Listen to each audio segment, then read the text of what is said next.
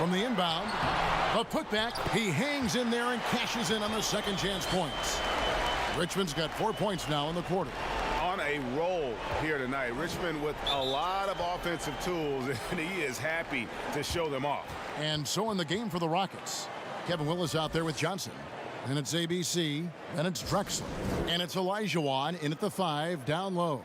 Timeout called, the Rockets. And they've been very loose with the ball here. They haven't been as patient, forcing things a bit, which has led to turnovers. They need to just slow down and relax. And now let's present our Jordan Player of the Game, B.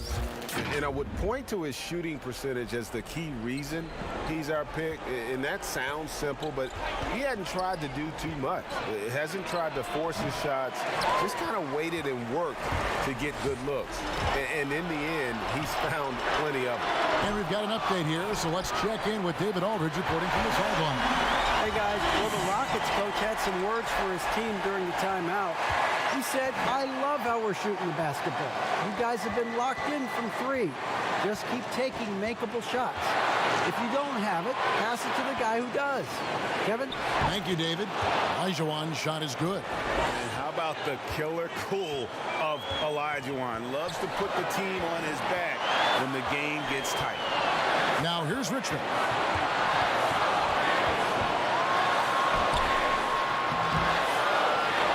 Second chance effort. Drops in the layup for 2. Richmond's got 12 points in just the second half. Big time basket there on the inside. I mean, he had to get that one up and over the big guy. Seemed extremely focused on that hoop the whole way. You could see it in his eyes. Was not going to be denied. All the officials are all over that one.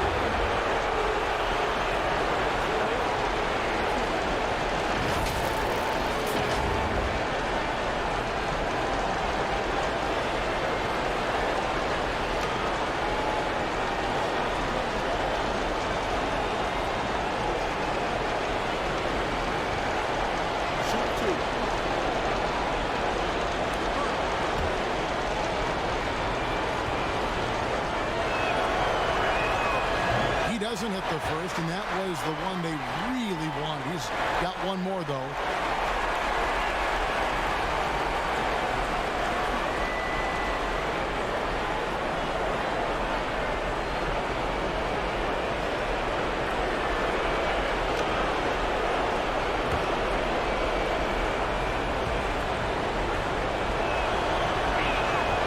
And he can't get the second one to drop either. Coming up empty that time. To the inside. Oh, wow, a huge basket to tie the game. Abdul-Rauf's got 20.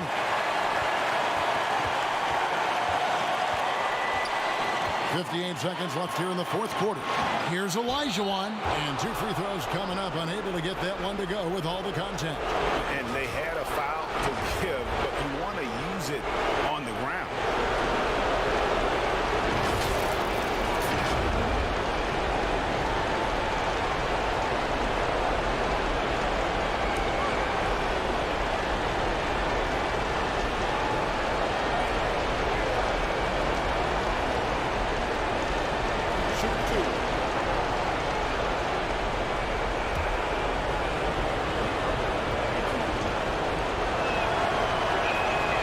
Free throw is good, and that gives them the lead.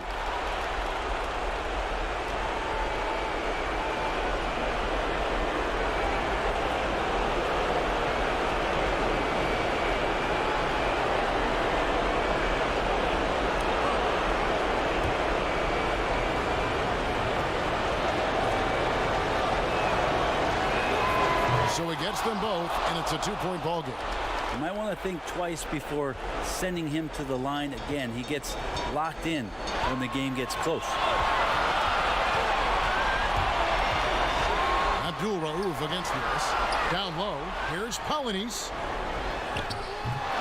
Rockets with the rebound. Misses from close range. That's the kind of D you need when he's got the ball near the hoop. They were all over him. It's in! 20. The nerves on this guy.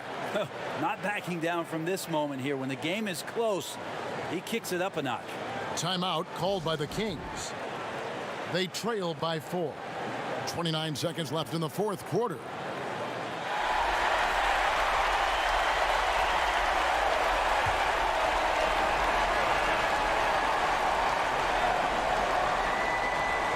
29 seconds left in the fourth quarter. Here's Richmond. It drops. And he has brought them to within 2 points. Man, I'll tell you what, the pressure is cranked up. Who better to call than this guy? Now a timeout called by Houston. They lead by 2.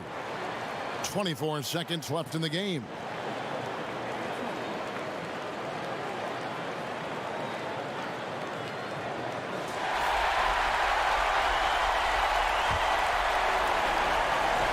And now they decide to foul intentionally.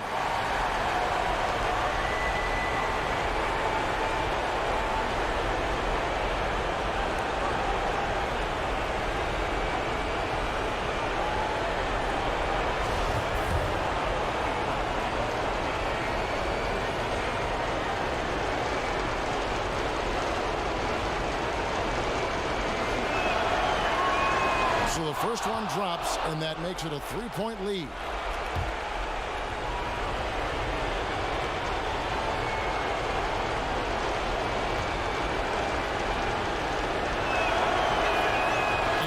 Both free throws here. So now it's a 4-point ball game.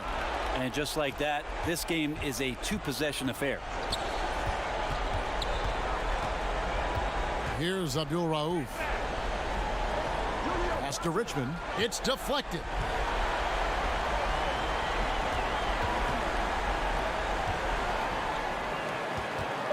Now the pass to Abdul Rauf. From deep 3-point range. Off on that one. So it's a narrow victory for the Rockets, pulling it out for the W. They seem to relish their role as the bad guy here tonight. You know, Kevin, I sense that as well. I mean, they really did feed off all of that negative energy this crowd was directing at them. I mean, they turned it around and used it as motivation to close out a significant win. And that'll do it, folks. For Brent Barry, Greg Anthony, and David Aldridge, this is Kevin Harlan, along with our 2K Sports crew, thanking you for tuning in. See you next time.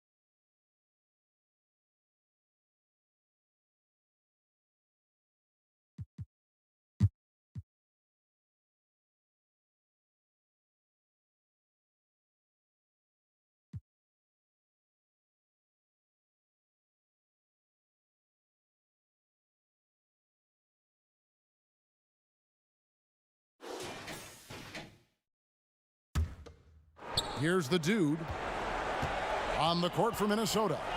They've got Robinson. Carr is out there with Porter, and it's Marbury in at the point guard. Just the kind of play they need in a game this close. You know, that's the kind of aggression they want from their floor leader. Yeah, Kevin, this is why they go to him. When the game is tight, he ups his intensity level. And a look now at some of the players we can expect to see in this year's dunk contest. Always one of the great events of All-Star Weekend. It is, Kevin. You just can't take your eyes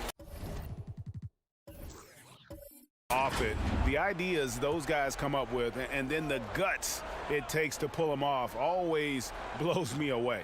And you look at Garnett, he'll have a spot in the contest if he can hang out of the number 4 spot in the voting. And with his skills, you know he'll have a shot to win it if he can make it in. He's going to have a great shot. And Kevin, he's going to give it everything he's got if he can make it into the contest. I bet his dunks have some serious thought being put into them.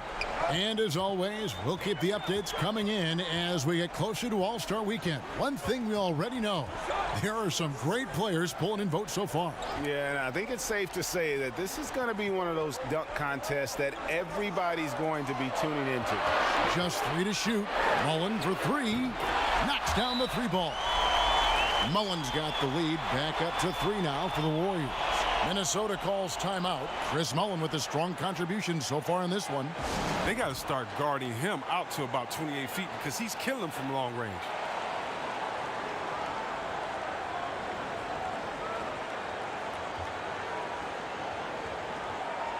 And now we get a chance to check out our Jordan Player of the Game. He's put on a shooting exhibition for us here tonight. He's missed a couple along the way, but it sure seems like everything's been falling for him. The only way to keep him from converting is to keep the ball out of his hands.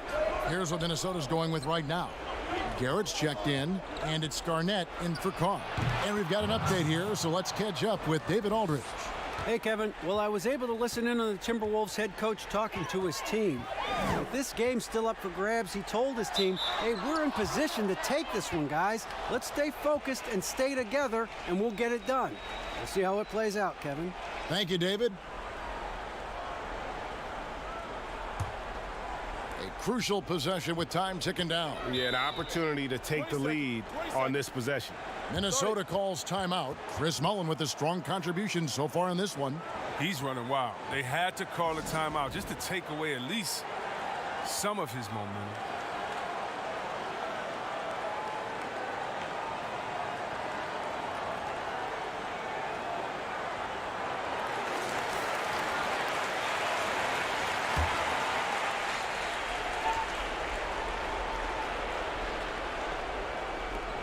So it's Minnesota now. They trail by 1. West misses. Oh, he found the open space from mid-range, just maybe rushed his release a little bit. Mullen. Minnesota with the rebound. Garrett's got his 5th rebound right now in the game. West outside. And there's the pass to Garnett. Fades. And that one drops for him. Garnett's got the lead up to 1 now for Minnesota. Yeah, Garnett, a remarkable scorer. Just a number of moves inside to choose from, including that little feathery-looking jump shot. Offensive rebound, and Smith with the stop. Good to see a player going all out when the game's this tight. You know, G.A., he knows what his job is. Patrol the offensive glass. Yeah, Kevin, second chance opportunity so big in this instance. They have to feel fortunate that they could extend that play. To the wing right side. 6 to shoot. Now here's West. He's covered closely. That 3 off target had some space there after the little pump fake.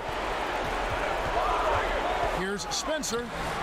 It's rebounded by Garrett. Minnesota's gotten 8 shots off from three-point land and hit half of it.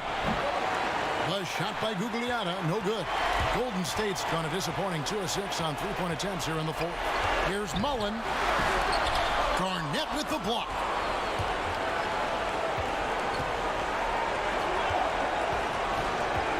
Passes it to Porter.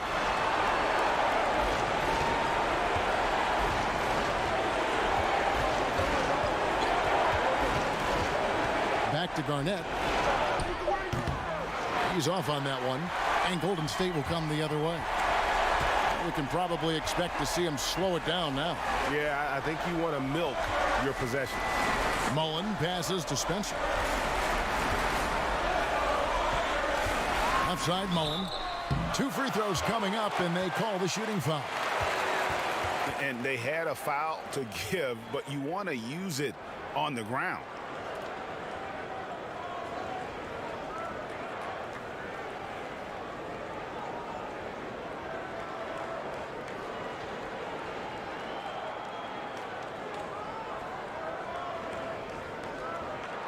Take a break. Take a break. 2 shots.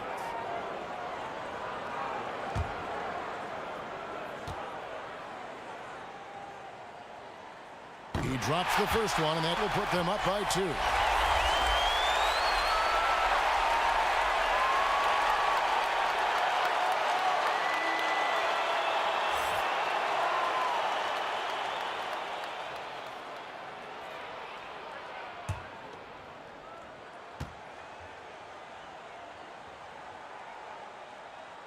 Second one is good. Hitting both at the line, and it's a 3-point game. And it's going to come down to a 3-point attempt. I mean, what a huge moment to come through at the line. Minnesota calls timeout. They're trailing by 3. 19 seconds left in the 4th quarter.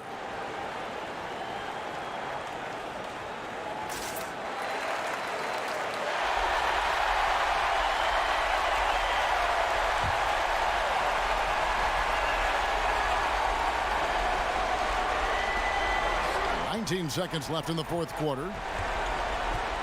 Inside, here's Garrett, and he gets the whistle. 2 free throws coming up. Yeah, the defender all over it.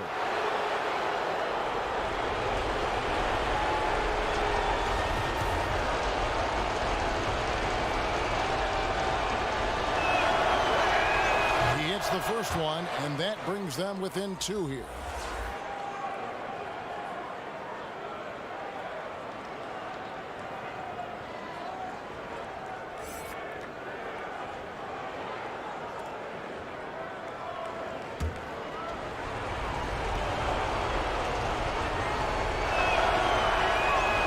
Garrett drops them both. 12 seconds left here in the 4th quarter, and he commits the intentional foul. Yeah, you have to do that, though. You can't just let him dribble the game out.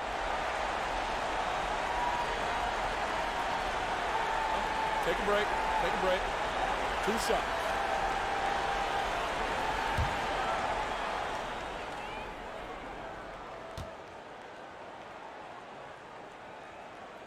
Good on the first, and that will put them up by 2.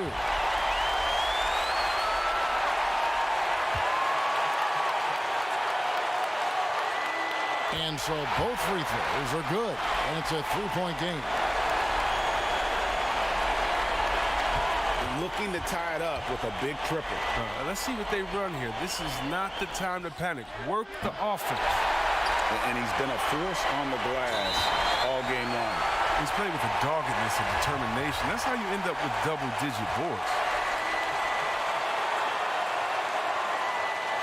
It's the first, and that gives them a 4-point cushion.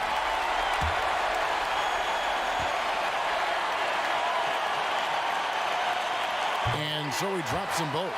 It's a 5-point game. Oh, you got to just have a sense of calm at the line. He has it here, and he just put the game to bed.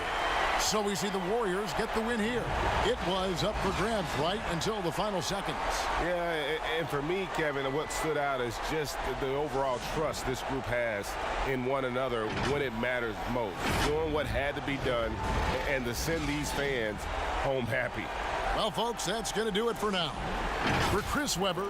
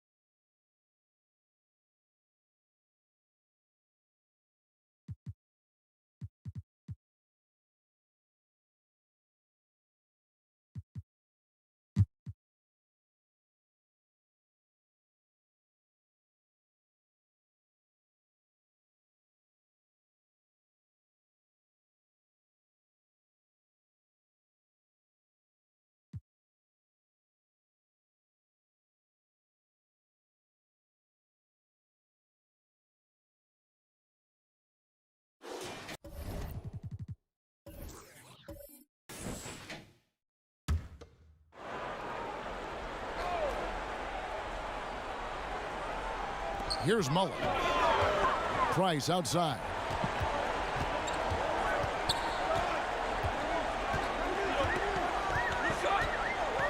Passes it to Sprewell. Pass to the dude. Lock at 6. To the paint.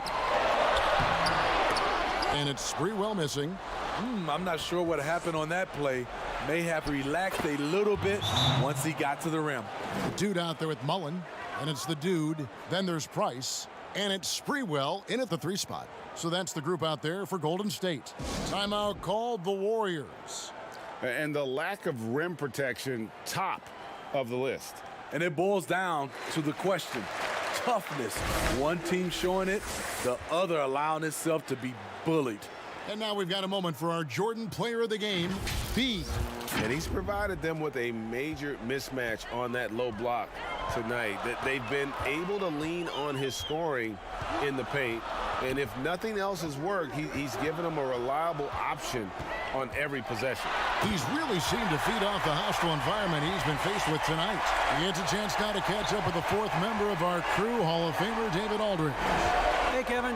Hey, during that last break, I heard the Warriors coach as he addressed the team. He said he just wants them to play faster. It feels like they've been too lackadaisical with the ball and that their aggressiveness just isn't there right now. Kevin, back to you. He hits the first one, and that makes it a 7-point lead.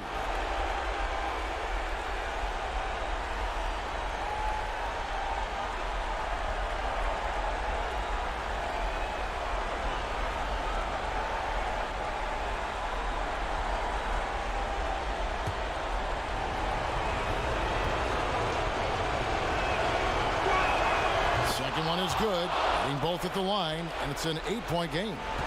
Warriors have gone through the 4th quarter shooting 50%, 7 of 14. Here's Sprewell, guarded by Ellie. Sprewell, the pass to Smith, and contact on the shot, so he'll be shooting free throws here. And you know what? You allow a guy to get right to the rim like that, that's your only option. He drops the first one, and that narrows the gap to 7.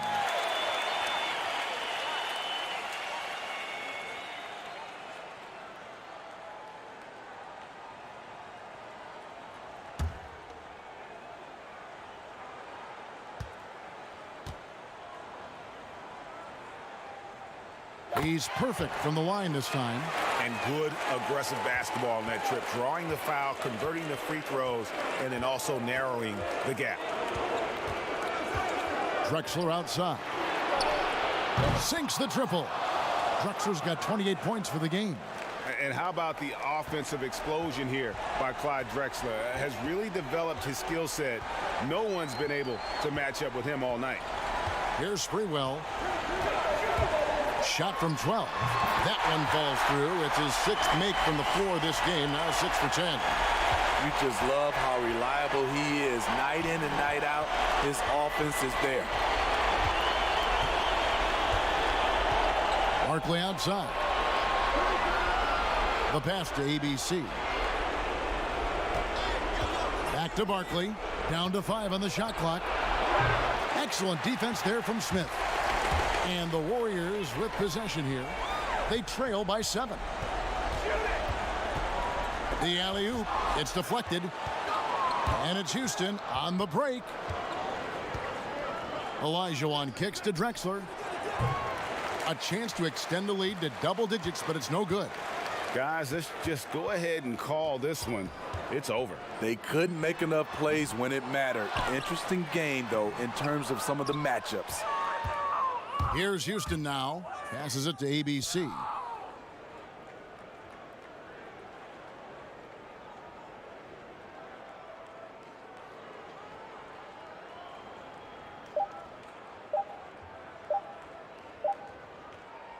So Houston wins it. They seem to relish their role as the bad guy here tonight. You know, Kevin, I sense that as well. I mean, they really did feed off all of that negative energy this crowd was directing at them. I mean, they turned it around and used it as motivation to close out a significant win. And that about wraps it up. For Steve Smith, Greg Anthony, and David Aldridge, This is Kevin Harlan thanking you for tuning in.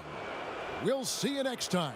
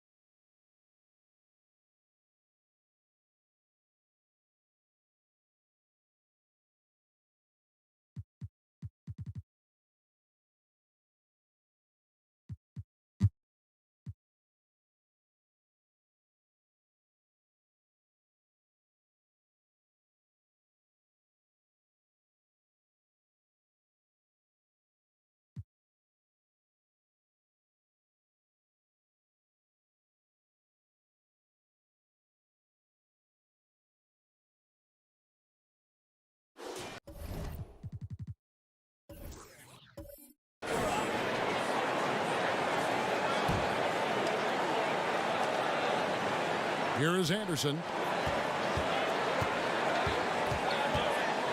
There's a minute 47 left to play here in the fourth. It's blocked. And Ostertag showing his intensity on defense. A big guy who takes pride in his shot block. Stockton is out there with Isaac. And it's Malone. And there's Hornacek. And it's Ostertag again at the center. That's the group right now for Utah.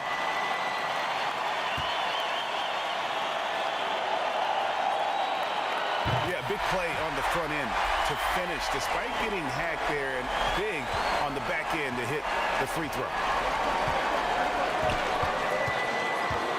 And here's Sabonis. Rebounded by the Jazz.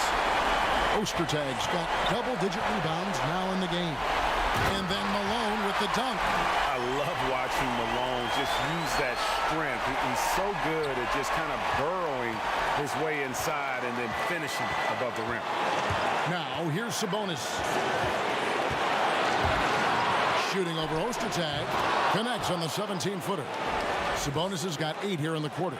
Oh, perfect execution. The size mismatch was there, and they went right at it. And it was timely. I mean, that's the basket they had to have, and an absolutely vital possession. It's tipped, and it's out of bounds. Utah able to retain possession here. Active hands from him as he's able to deflect that pass out of bounds. Well, that's what you call a game of inches. They talk about it in football. We see it right there. Hornacek is checked in for Isaac. 55 seconds left in the fourth quarter. 5 on the clock. Shooting foul as the whistle blows. He'll shoot 2 free throws. And Malone, a remarkable power forward. His footwork, incredible. And that jump shot is wet.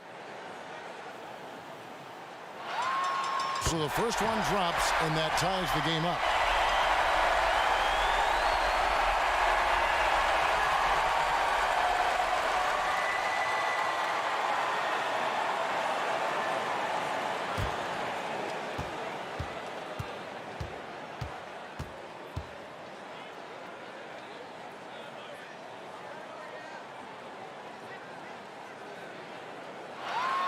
And so making both free throws, that'll give them the lead here.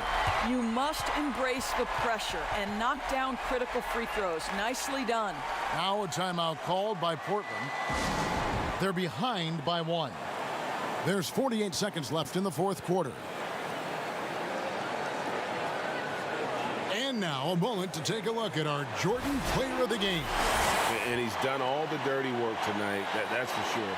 As physical as he's played, he's been a very tough cover, always forcing his man into uncomfortable spots. And more often than not, that approach has earned him a trip to the line. And keeping us updated from the sideline, let's swing it over to David Aldridge. Hey, Kevin. Well, I was able to listen in on the Portland head coach talking to his team. This is a close game, as you know, and he sounded extremely confident. He told the players, don't let up now, fellas. This is when we make our move. Right now. Kevin? He sinks the clutch free throw.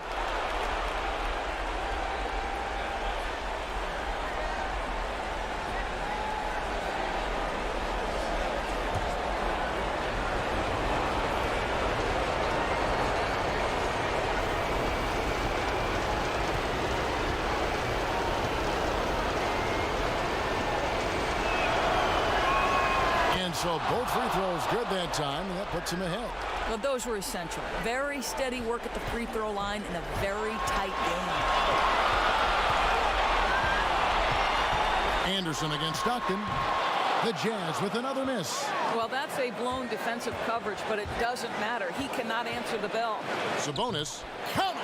And that one sends the bench into a frenzy. I'll tell you, these guys have worked so hard together. Everyone pulling in the same direction. Beautiful to watch. And the Jazz call time here. They're trailing by 3. 27 seconds left in the fourth quarter of this one.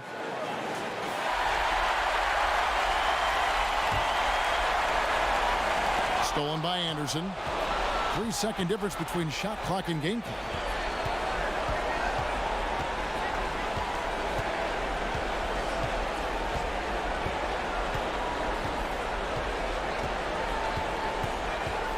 Shot clock at 6. With the shot. Offline from the top of the key. And so the big win by Portland in a tight game. This win, such a tremendous emotional boost for them. Really an accomplishment and crazy finish to take a road game like this and simply deflate an entire building. Thank you for joining us. That'll do it for now. For Greg Anthony, Doris Burke,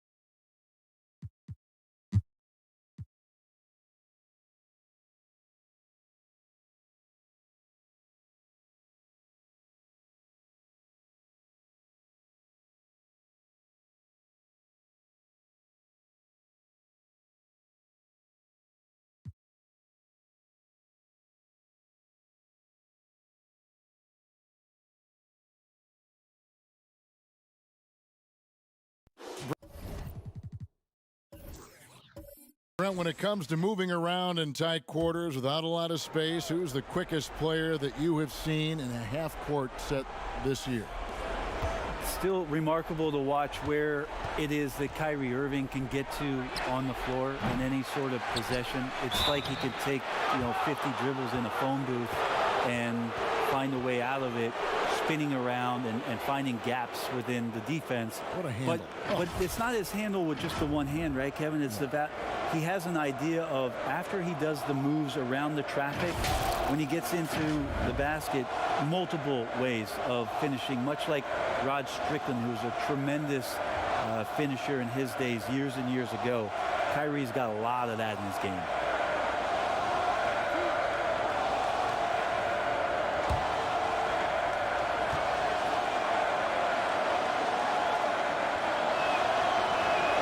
The first free throw is good. So both teams changing it up here.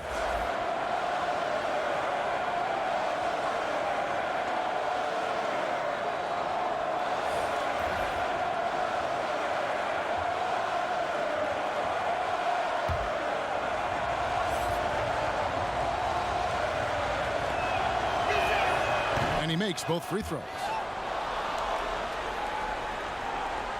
Warriors leading by 9. On the court for the Suns, Johnson is out there with Jason Kidd. Then it's the franchise, and it's Ceballos, and it's Wright in at the 5 spot. Fires it up. Sprewell, that's good. Sprewell's got 4 this quarter. Another good play. This is how they built the lead, calling on the right guys at the right time. Basketball IQ is something that gets talked about, but its importance to a team showing up here, running plays that turn into scores.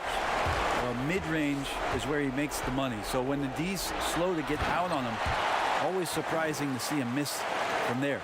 That's the guy they're going to keep going to, as they should. The lead's only going up if they keep feeding him. Here's Kidd. The Warriors making the shot. Floats one up, and the call on the shot that sends him to the line. And the Warriors defense last year is still strong, but not as dominant as before. You wonder if the loss of a lot of that experience is going to cost this revamped roster defensively. It's been fun to watch them shoot threes, but they've been so reliant on that defense. Can they be that good this season?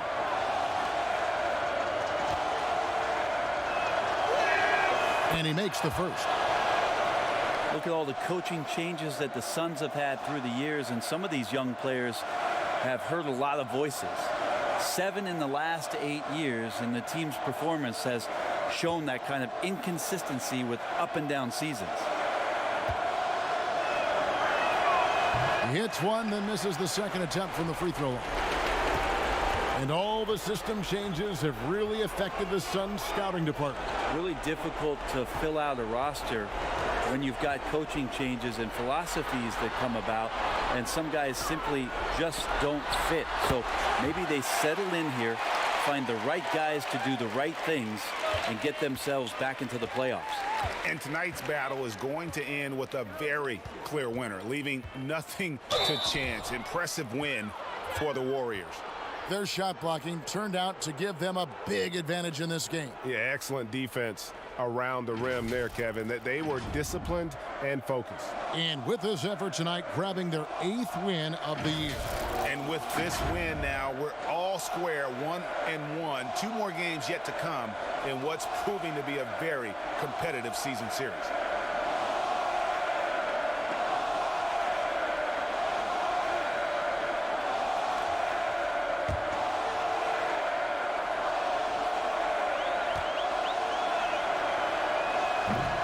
One is off. Interesting to see the Warriors not be prohibitive favorites coming into the season. You still have to give the Warriors a lot of credit for the run they've been on. 5 straight finals, something that we haven't seen since the 1960s with the Boston Celtics. And Phoenix making a change here. Brown is checked in for Wright. Magician comes in for the franchise. The franchise is checked in for Ceballos. And ABC subbed in for Johnson. And for the Warriors, a new opponent in the final. First time, Brent, they didn't face the Cleveland Cavaliers. First time no Cleveland, and first time for the Raptors appearing in the finals. And those injuries, Kevin, quite frankly, just too much to overcome. Very unfortunate to not see both teams at full strength at the most important time of the year. And it's the Suns with the ball, following the miss by Mark Price. And Kidd using that size well inside. Fantastic with the read of the D there and exploiting the weakness.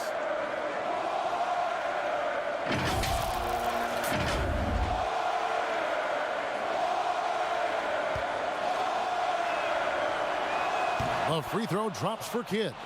And the Suns last year, second to last in defensive rating. Well, a lot of that was points off of turnovers. They just could not take care of the basketball. A lot of teams feasting on young players and inexperienced players getting a lot of minutes for the Phoenix Suns. Here's the franchise, 6 to shoot. And Jason Kidd picks up the foul. That'll be his second foul of the game.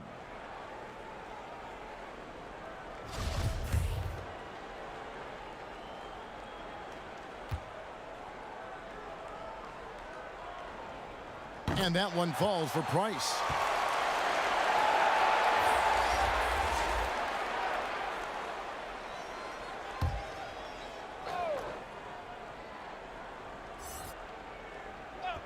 And stolen by Nash. Shoots over Tucker. And it's Nash missing.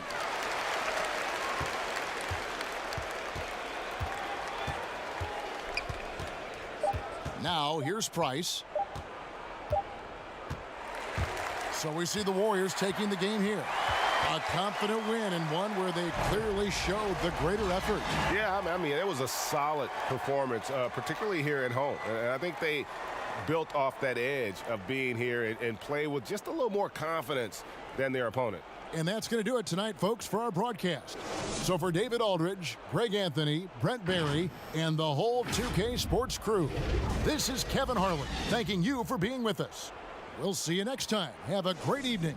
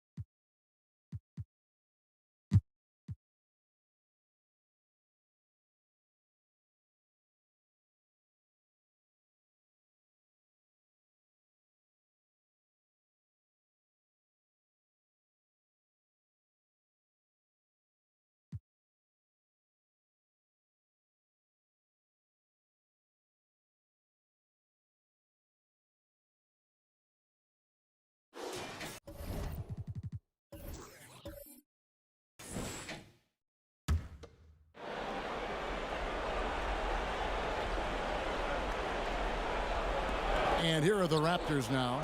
They trail by 7. Here's Stoudemire. Rebound, Boston. Wesley's got 7 rebounds in the game. If his performance this quarter is any indication, I don't think he's the one who's going to let them out of the hole. They've got David Wesley. Brown out there with Fox. And it's Barrows in at the shooting guard. That's who's in the game for the Celtics. And the Raptors with the ball, following the bucket by the Celtics. Wesley with the ball. Now Stoudemire defending. And it's Fox with the jam. That's a double whammy, guys. That's right. A great defensive play, then the emphatic stuff. Oh, yeah, bang, bang. An impressive sequence that has them fired up. Now here's Stoudemire. Pass to Campbell. Chris, when it comes to playing alongside another big guy, I'm sure you have to think of ways to complement each other. Not just him, but it's got to be a two-way street.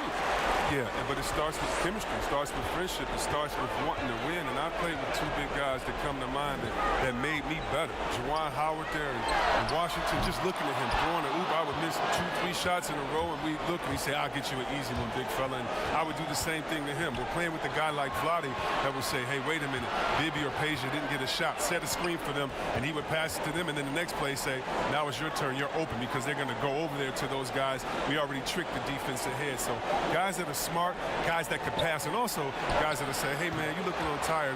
Let's switch. I'll check Shaq this play. Now, with all the intensity he plays with, boxing him out is a chore. A tough one. The pass to Fox. Wesley with the ball. That shot off the mark. Wow, what a rough second half for him shooting the basketball. Maybe you adopt a pass-first mentality at this point. Back to Williams. And he drops it in from the low post. And that's what the pump fake's there for. Get your man off his feet and drive right around him. Kicks it to Brown.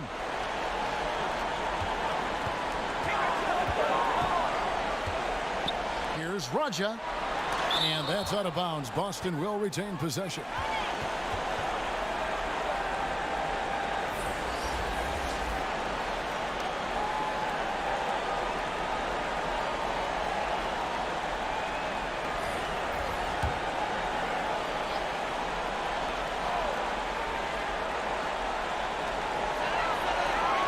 Just 5 on the clock.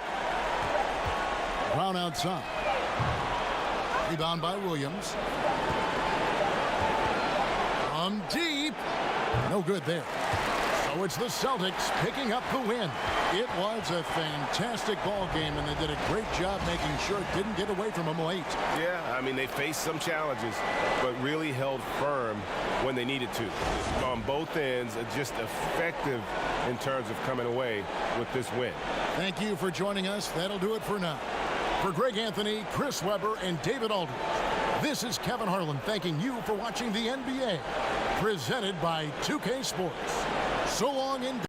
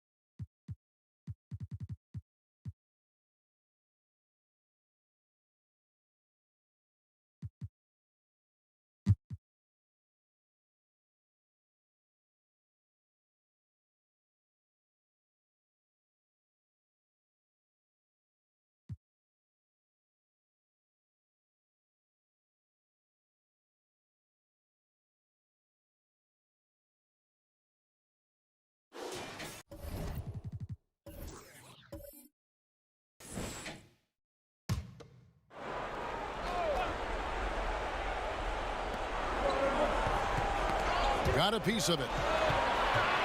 Brandon, the pass to West. Excellent D there from Garnett. Those are chances almost always you can rely on him to get you 2 points, but the D just enough to keep him out of rhythm. So on the floor for Cleveland, they've got Hill. He's out there with West, and it's Brandon in at the point. Here's Brandon out to the right wing. Pass to Sura. 6 on the shot clock. The tray. Hill controls the rebound and puts it back up and in. Hill's got the lead up to 6 now for Cleveland. And really, they've rebounded well all game long. Yep, and they've needed every one of those boards. This game's still close. Minnesota calls timeout. And during this timeout, I'm sure they'll be hydrating themselves with Gatorade. All the effort out there on the floor. And these timeouts can be such a huge factor in getting a short rest and recharging the battery. And now we present our Jordan Player of the Game. And guys, he's been about as close to perfection as you can be. The intensity he's played with has been amazing. Just no let up. And as fired up as he's been, he's never let his emotions get out of control. And Cleveland making a change here. Mills is checked in. And let's catch up with our sideline reporter, David Aldridge. Hey, Kevin. Well, I was able to listen in on the Timberwolves head coach talking to his team. He told them flat out, we are turning the ball over too much, guys. We can't keep making the hero ball play. Slow it down, run the offense, and make the safe pass. Back to you, Kevin. Here's Sura. Cleveland needs to get a shot off here. West. The putback. Great positioning on the putback. And the Cavaliers lead by 8. And, you know, this is what Hill is out there to do, a rugged rebounder who understands his role. Here's Garnett. Excellent D there from Hill. And here's Hill, who will bring it up for the Cavaliers. West passes to Hill. Here's Sura, guarded by Garnett.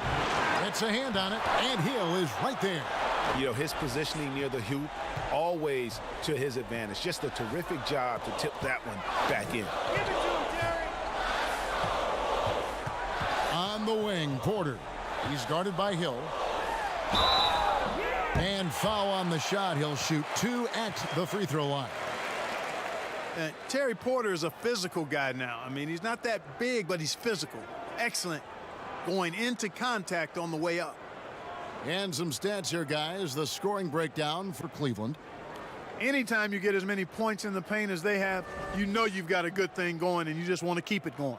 And also, guys, they take a lot of pride in their ability to rebound the basketball, especially on the offensive end. And the first of 2, no good, heartbreaker. And an excellent two-way threat. Porter doesn't generate a ton of excitement, but he produces across the board.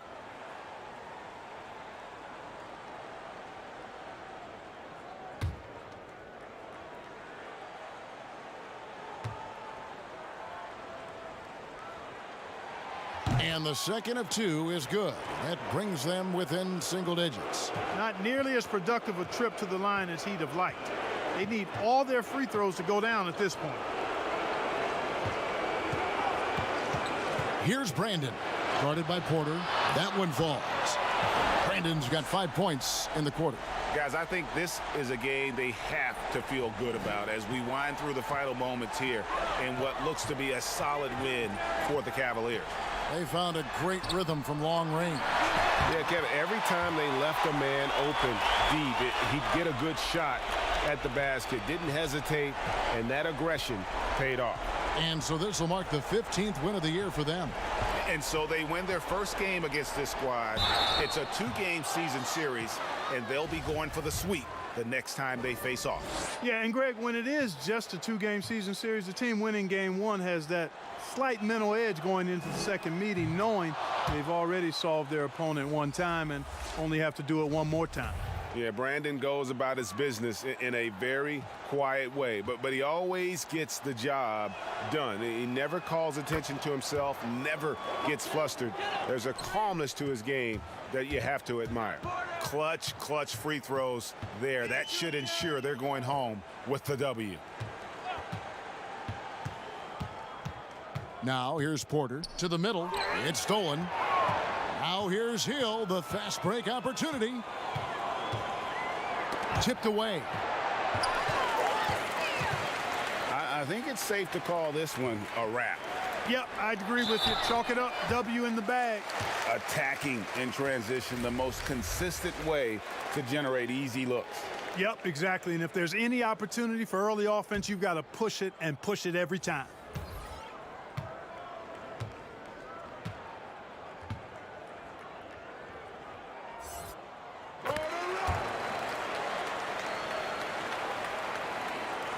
We've got 13 seconds left to play in the final quarter.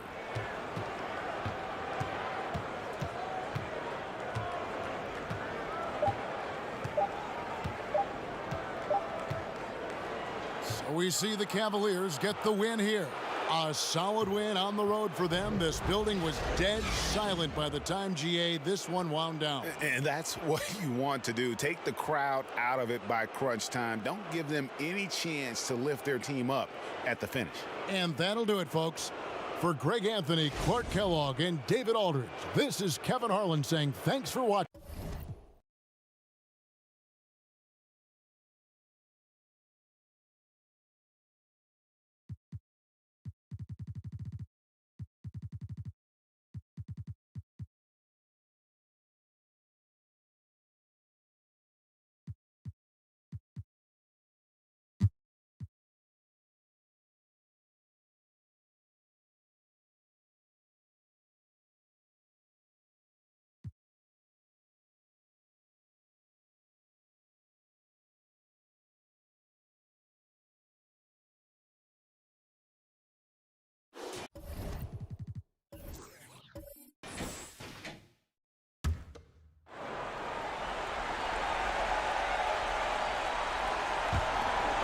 There's a minute 47 left in the fourth. Here's Strickland, covered by Starks. To the inside. And oh boy, a lot of contact there, but he gets the call and will shoot two.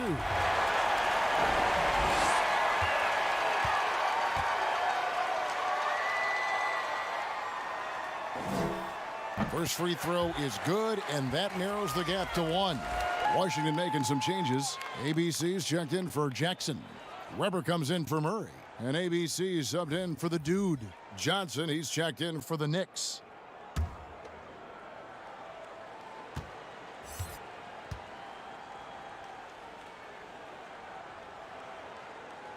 And it's tied up with that one. Well, this is why you run your offense through him in important situations. You know he's going to deliver. We've got Weber. He's out there with ABC. And it's Legler in at the two spot. That's the 5 on the floor for the Wizards. Johnson in for his 7th make in 14 tries. And that's about the worst defense I can imagine a team playing coming down the stretch. You know, we talk about execution offensively coming down the stretch. To me, it's as important defensively, and they didn't have it. Now, here's Weber. No good from Howard. Pass to Houston. It falls! So much riding on that shot. What a bucket. I'll tell you, that changes things, doesn't it? Good job, young fella. What a game. Here's Strickland. Fires the 3. Good!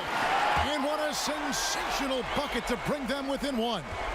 And they have been relentless from deep. And you see the defense trying to react, but to no avail. Well, that's the whole point, isn't it, Greg? If you space the floor well enough, it's almost impossible for the defense to account for everyone. Coming off a big game, his confidence couldn't be higher, and coach knows it. Well, the best players, to me, deliver night after night after night. So as long as he's hot, keep riding it. Washington calls timeout. They're down by 3. 29 seconds left in the fourth quarter.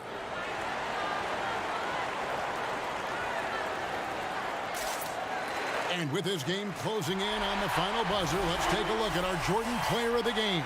And Kevin, it's a no-brainer. He's controlled every aspect of this game, and it's just so fun to see a player perform at a level that's just higher than anyone else out on the floor. Now let's go to the sideline and catch up with our Hall of Famer, David Aldridge. Well, over that last break, Kevin, I got a chance to hear what Washington's head coach said to the team. He said to them, that's the kind of effort we need to bring every night.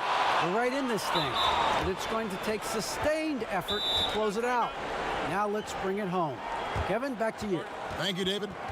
Honestly, just doing what they have to in order to get the basketball back. New York calls timeout.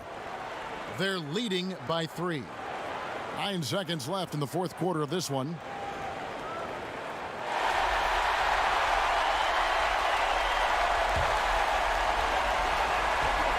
Seconds left to play in the final quarter. And so they foul intentionally.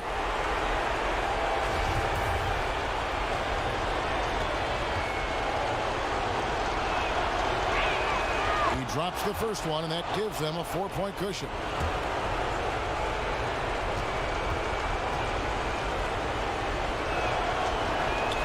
So he gets them both, and it's a 5-point game. Well, this trip to the line should seal the deal. Amazing job. From deep 3-point range, trifecta. Stripped away.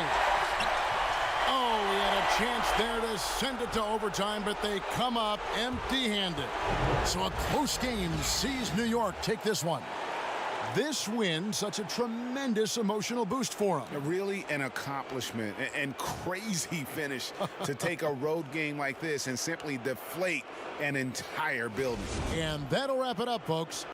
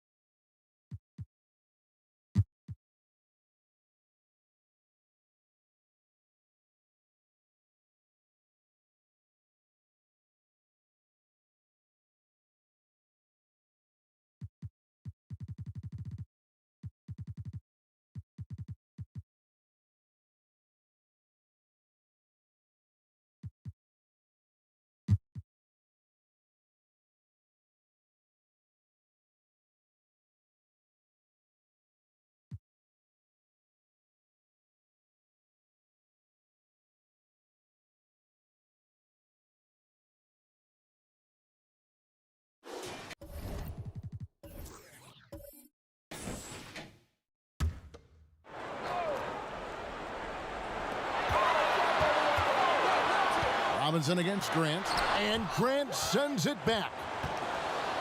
They've got Robinson. Newman is out there with the dude. Then there's Allen. And it's Perry in at the point. That's the group for Milwaukee right now.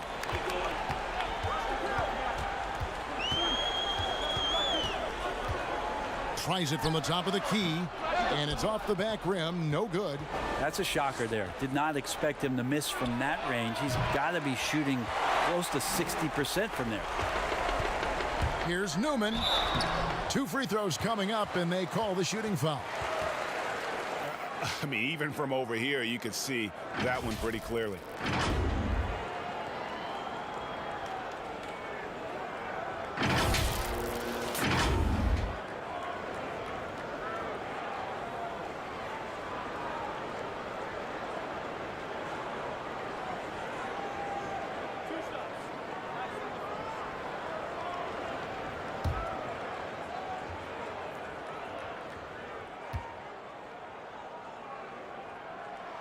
And he knocks down the first one.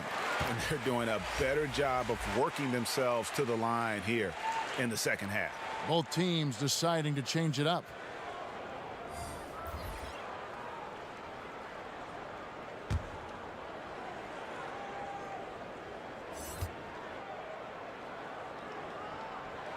That's also good, so he hits both free throws. The Magic trail by 5. Outside Wilkins. Pass to Cycli. Makes it off the glass. Yeah, nothing too fancy. Just getting the job done when they need to. Make every possession count. Douglas against Hardaway. Inside, here's Robinson. That's in, coming off a nice assist from Douglas. Douglas has got his 7th assist of the game with that last one. Time call here. The Magic decide to talk it over. Well, whether things are good, bad, or indifferent, coaches will have adjustments to make throughout the course of the game. Yeah, not just there to pump up or to discipline players. You got to make sure that the coach makes the proper adjustments and has his team in the right mindset to carry it out. And now a chance to check out some of the tremendous play tonight from our Jordan Player of the Game. And his percentage from the field tonight seems almost made up. I didn't think it was possible to have that kind of success shooting the basketball. You need a little bit of luck, a bunch of hard work, and a whole lot of talent. Ray Allen, he's checked in for the Bucks. Okay, well, let's go down to David Aldridge for a report from the sideline. Well, during the break, I listened in on what the head coach for the Magic was saying to his team. He said, if we're going to pull this out, we have to do it as a team. We have to rely on one another, trust one another, and help one another. Let's go get this.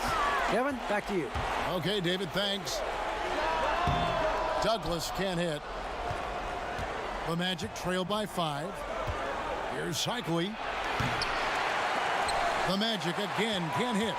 Yeah, not a fan of that one, guys. If he wants to help his team cut into this deficit, he should not be attempting those kind of shots. Now here's Allen. There's the pass to the dude. 5 to shoot, and a clear foul there as he shot the triple. He'll go to the line for 3 free throws. Yeah, there was definitely some contact there on the three-point attempt.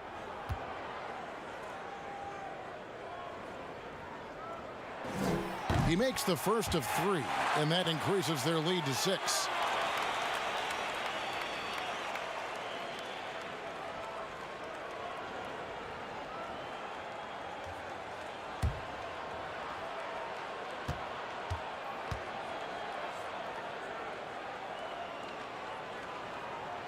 And he makes the second one, and it's a 7-point game.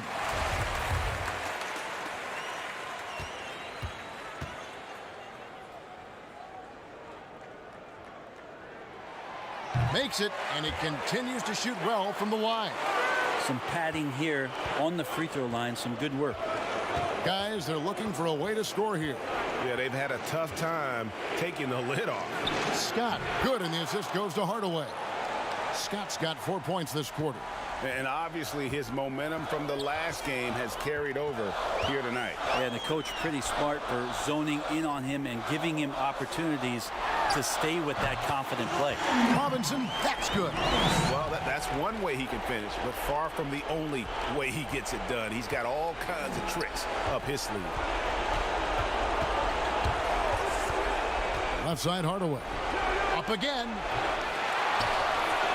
And contact on the shot, so he'll be shooting free throws here.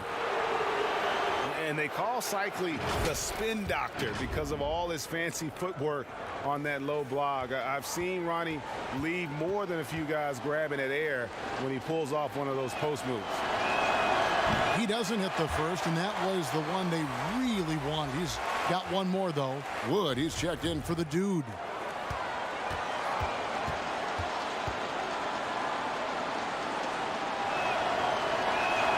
And he ends up making the second, and that narrows the gap to 7. A disappointing trip to the line there. Even though it was just one miss, now is not the time to be missing those. Now here's Douglas. Allen outside.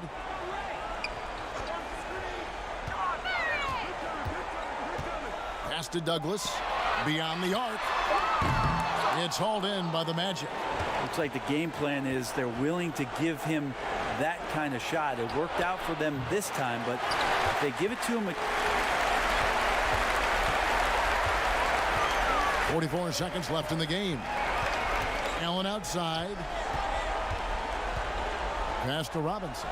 Bucks passing it around. Guarded by Hardaway. The shot, no good. The Magic go the other way with it. Scott, the pass to Cycli. Stolen by Robinson. Ripped away. And I think they realize any hope of a comeback is gone. Well, realistic at this stage of the game, they're going to lose this one, but will they take something from the loss? Well, a missed box out and an easy tip in, but it's because of the activity as the ball is going up, Kevin, finding yourself in the right spot, just using some effort. They're going to prolong the game here with an intentional foul. Had to foul, and on that occasion to stop the clock. That's the enemy in this situation.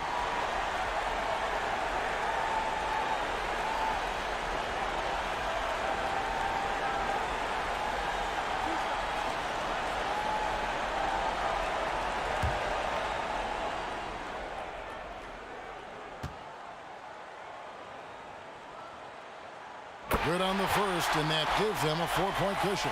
So it's both teams making substitutions here.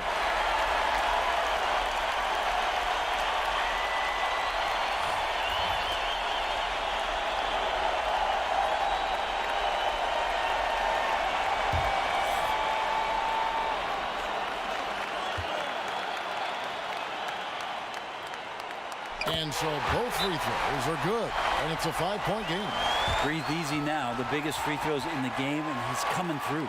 Time called here. The Magic decide to talk it over. They trail by 5. We've got 13 seconds left in the fourth quarter. So both teams making some changes here.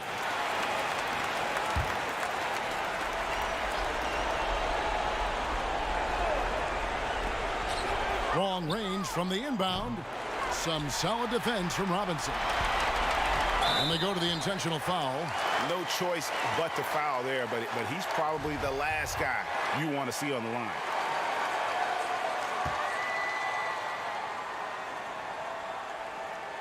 He hits the first one, and that increases their lead to 6.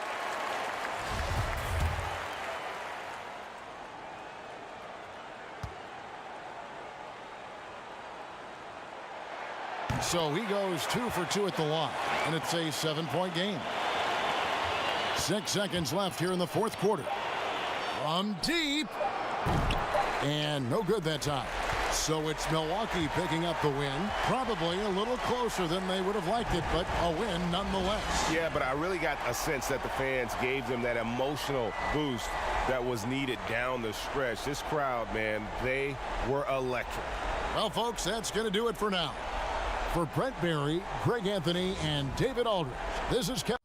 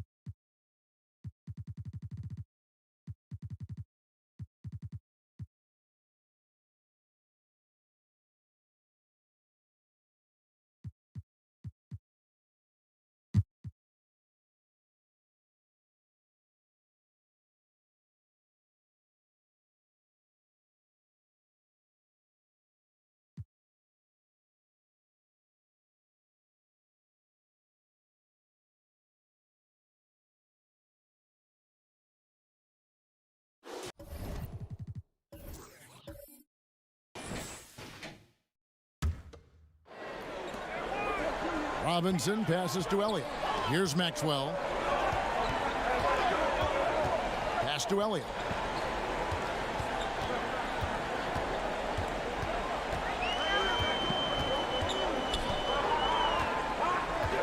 Clock at 6. Top of the key. And right on target. Good. Now Dumars. On the court for the Pistons. Joe Dumars is out there with Hill. Then it's Ratliff. Then it's Thorpe. And it's Long in at the 3. Time called here. The Pistons decide to talk it over.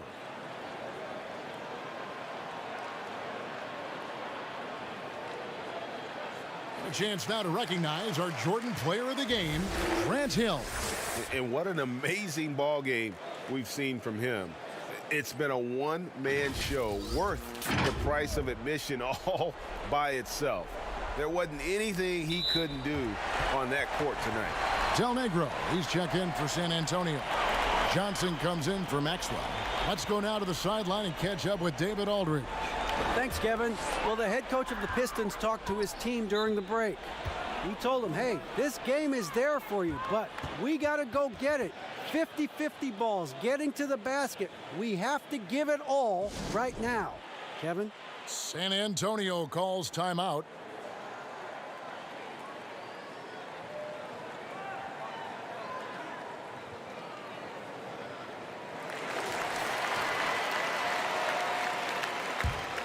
Here's Johnson. And here is Robinson. Passes to Del Negro.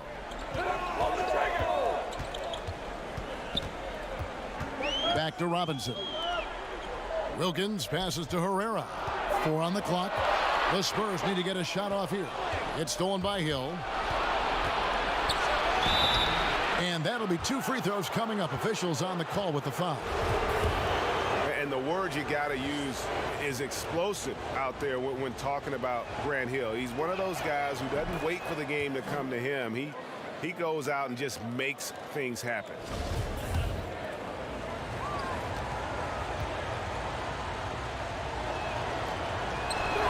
Both free throws good from Hill. Yeah, that's who you want stepping to the line when the game is close. Spurs trail by 5. Johnson with it. Here's Robinson. The rebound by Long. Very surprising. He gets the ball where he wants it in a decent matchup. Here's Dumars. Rebound San Antonio. Robinson's got 13 rebounds in the game. Seeding. There's 1:47 left in the 4th quarter. And he wills that one in, sinking right through off the back iron. Man, did they need those points, and I bet he's the guy that continues to go for it. He will use his size, his skills, and his shooting ability to go get this win. Bucket is good. Long's got the lead up to 5 now for the Pistons. And just an excellent setup. Joe Dumars just plays with such poise and intelligence, the quintessential combo guard. Now here's Johnson. Here's Herrera. Robinson left side. Here's Del Negro. Sinks the three-pointer. Del Negro's got 9 points now in the quarter. And Del Negro, a floor spacer. He's out there to stroke it from deep. And boy, he does it well. Here's Dumars. Here's Thorpe. Yes! That is world class. Incredible shot with everything on the line coming through for his team. Here's Del Negro. The pass to Robinson. It counts. And he has brought them to within 2 points. I love watching Robinson work there in the paint. Possesses that strength and touch around the basket. Kept alive. Long passes to Dumas. Tries again. San Antonio with the rebound. Can't afford any wasted possessions down the stretch. Absolutely. They're within striking distance, but they have to make pretty much every shot. Nice ball movement by San Antonio. Johnson's shot is off. And there's the intentional foul. No choice but to stop the clock here. Yeah, you have to do that, though. You can't just let him dribble the game out.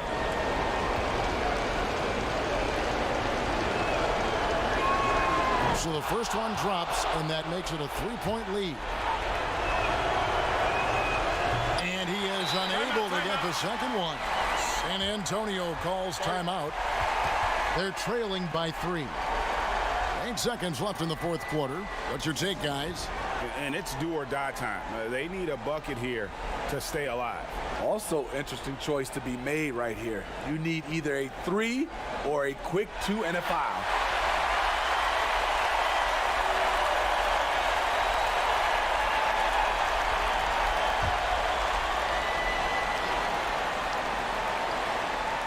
Looking to tie it up with a big triple. This is where you want to run a play. Don't just walk it up and heave it. They foul intentionally. That's what they have to do at this point. You have to foul, but I'm sure they would have liked to foul someone different. It's the first that gives them a 4-point cushion.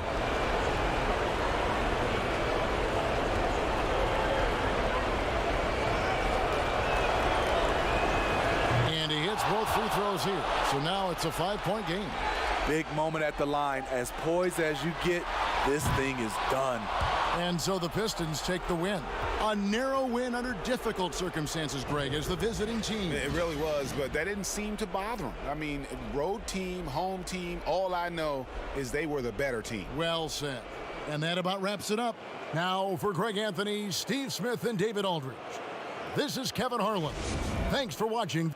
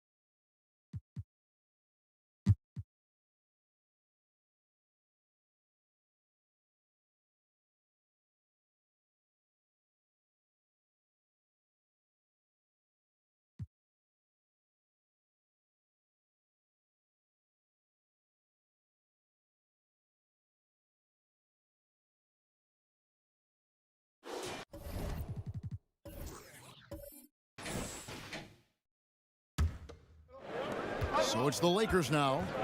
3-point lead. Outside Bryant. Oh, and the jam by Kobe.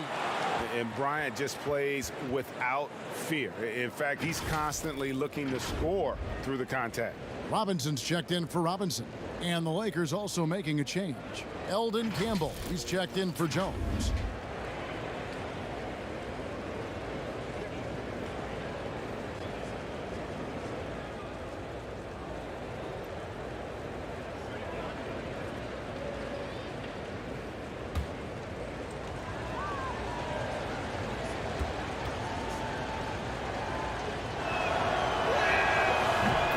The Blazers got swept in the first round in 2018. Many said they needed to blow it up. Instead, they stayed with it. 52 wins, a 3 seed in the West. Yeah, they just had the patience to keep building, adding pieces, and developing. I mean, this team is going in the right direction. Taking a look at Los Angeles. Van Exel is out there with Kobe. Then there's Campbell. Then there's Jerome Kersey. And it's O'Neal in at the 5, patrolling the paint. Now here's Van Exel. Anderson with the block. They retain possession. Good work there as it goes.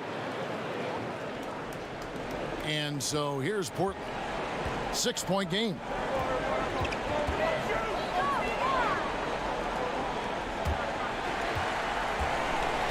Now here is Robinson. Anderson outside. From outside the arc. It's hauled in by Los Angeles. O'Neal's got 13 rebounds in the game. Class eating. Kobe kicks to Van Exel. Misses off the right iron. I thought that one was going to go down. The mid-range jumpers, oh, man, that's usually a bunny with the D playing soft like that. And foul on the shot, so he'll get a chance at the line. Yeah, I like that they haven't lost their aggressiveness here in the second, despite being down.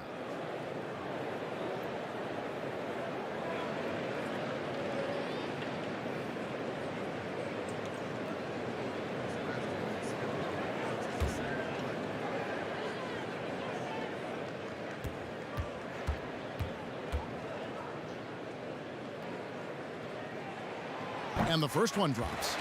I like that he's playing with an edge here in the second half. I mean, he didn't get to the line once in the first half.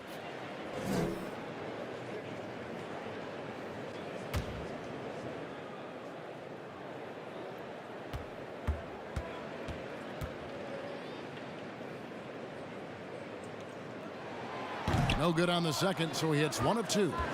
And the bonus you get with Robinson, he plays the 3, 4, or 5. That versatility on both ends of the floor, a huge asset.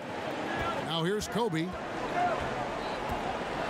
with some arc, and he gets contact and the whistle on the shot. 2 shots coming up, and the foul goes against Portland.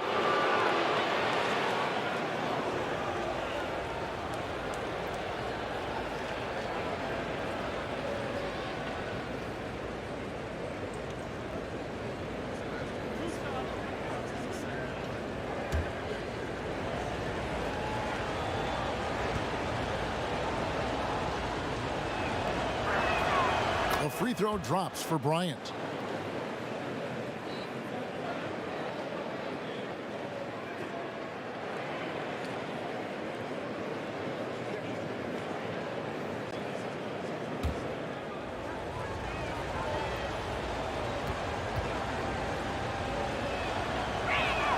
That one falls, so he hits both of them. His free throw shooting is something they never need to worry about. He doesn't even know how to go through a cold streak.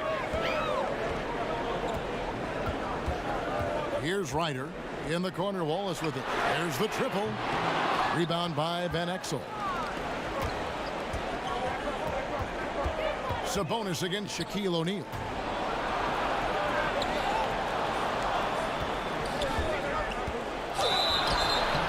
And he gets the whistle. 2 free throws coming up.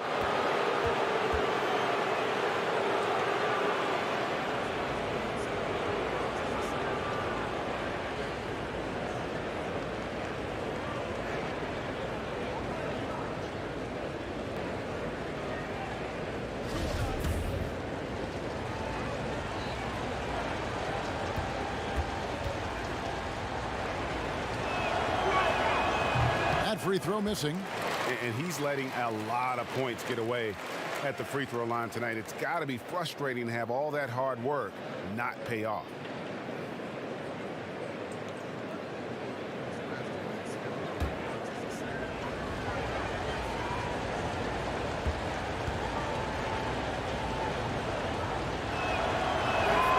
He doesn't get the second one.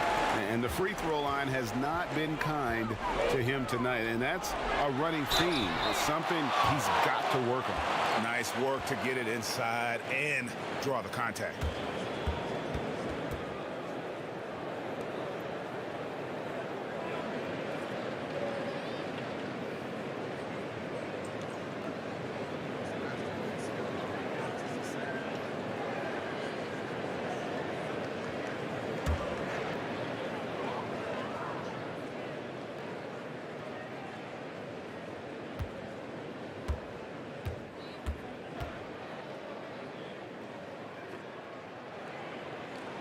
He drops the first one, and that turns the lead to 6.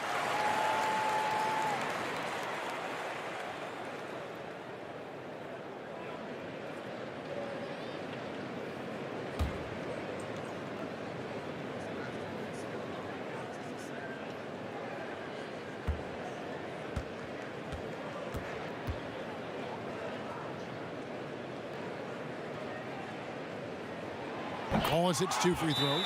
Nice work there. This is a point in the game where if you get a chance to close the gap, you've got to make the most of it. Los Angeles calls timeout. They're in front by 5.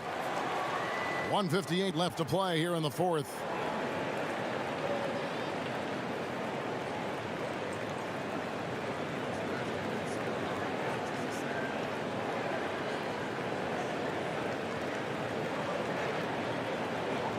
Now we've got a moment for our Jordan player of the game, Shaq.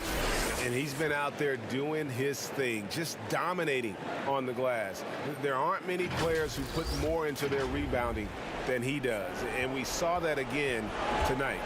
Nobody could match his effort on the board. All right, let's catch up with our sideline reporter, David Aldridge. Hey, Kevin, during that last break, I heard the Lakers coach talk to his team. He said, this is where mistakes can kill us. This is where mistakes can turn this thing completely around. Protect the basketball and make the simple play. In other words, guys, no hero ball right now. Here's Anderson after the basket by the Lakers. No good off the back of the rim. A little surprised he took the jump shot with nobody around him. He could have attacked the basket. Van Exel passes to O'Neal. 1:16 left in the fourth quarter. 5 on the clock. Bryant, that's for 2. Portland grabs the miss. You can't look at the result of that shot. They'll take that whenever they get it. And you're exactly right. I mean, that's the kind of shot you're trying to work for at the offensive end. And how about the strength of Sabonis on the boards? He just gobbles up rebounds in part because of that and his size.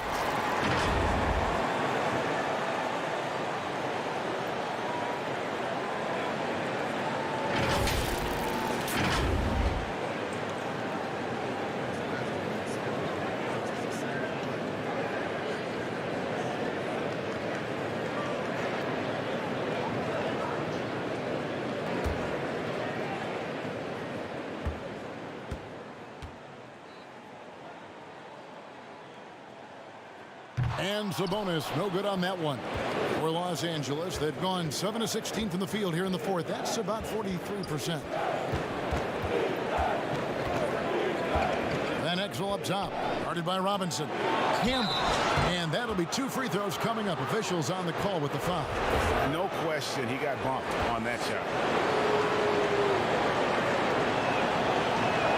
So the first one drops, and that increases their lead to 6.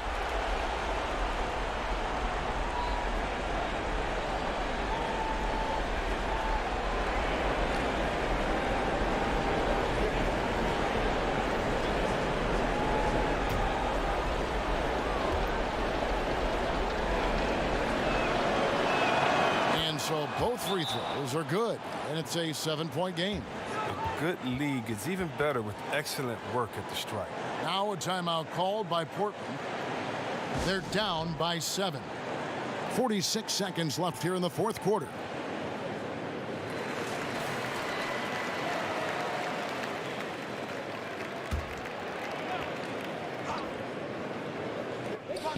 A 3 from Anderson, and it's Shaq with the rebound. It's almost like he's trying to make things hard on himself. You know, he's just got to slow the game down, try to get some easy ones. You know, I tell you what, he earned his money on that foul.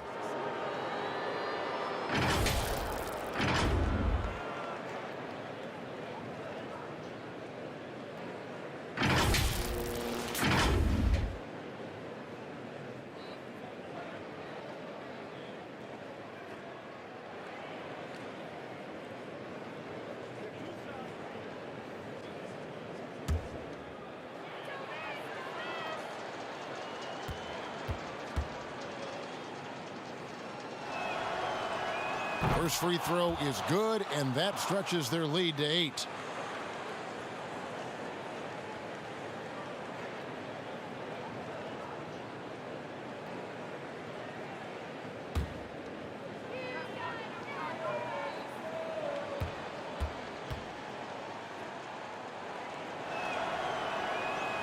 Second free throw, no good that time. He really wanted that one.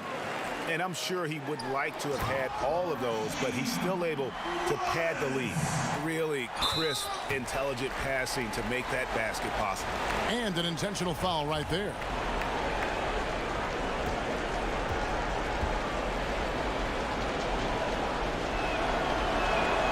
Good on the first, and that makes it a 7-point lead.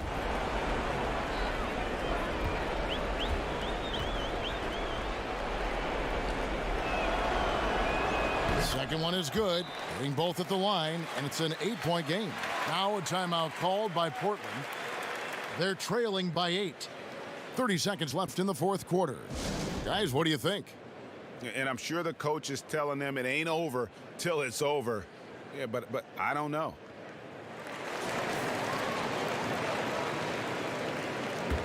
Set it up, please.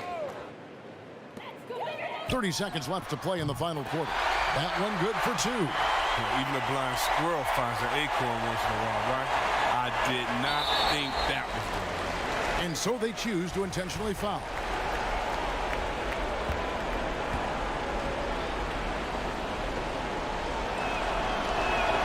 He hits hits the first one, and that makes it a 7-point lead.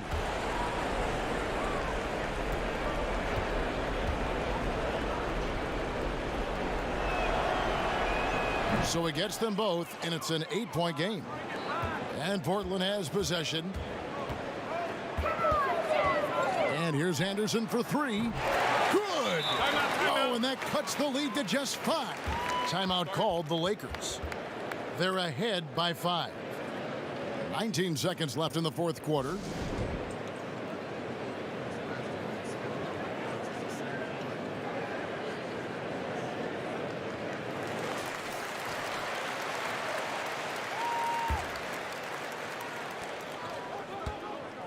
And now we've got the intentional foul.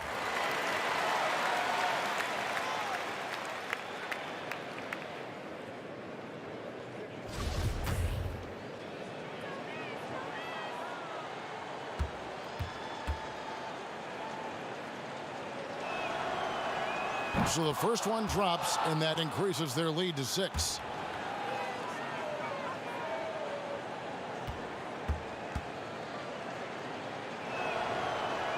So he goes 2 for 2 at the line, and it's a 7-point game. Time called here. The Blazers decide to talk it over. They trail by 7.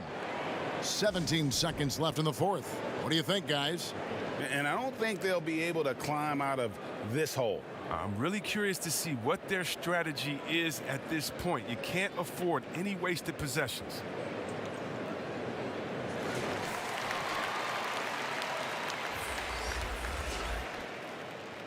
Get open, get open! Here's Robinson. Come on, shoot! Right wing.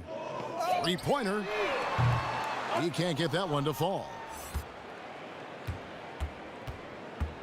And here is Scott. And so Los Angeles takes the win.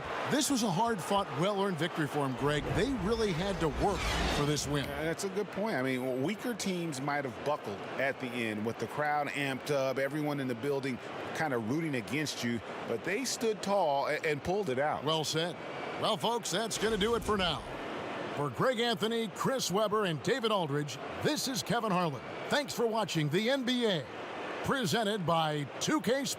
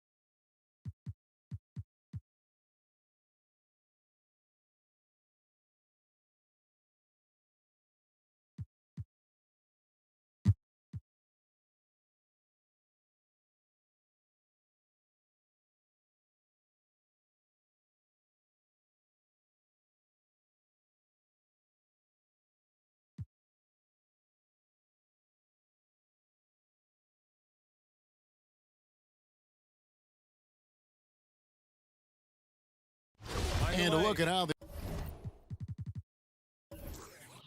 offensive approach has been going here so far for the Nuggets. Guys, their play close to the hoop has been great all game.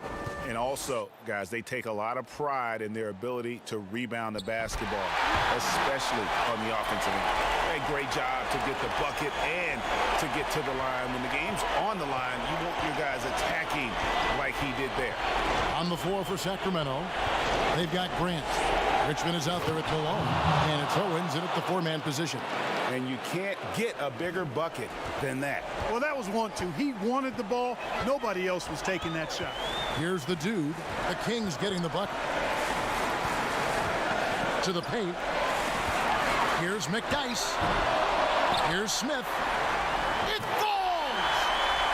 And I tell you what, Kevin, there's a reason Smith has the ball in these moments. Kenny Smith has earned the trust of his teammates to sink big shots.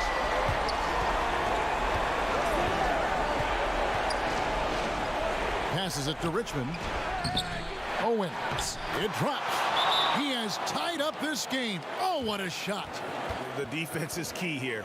Denver calls timeout.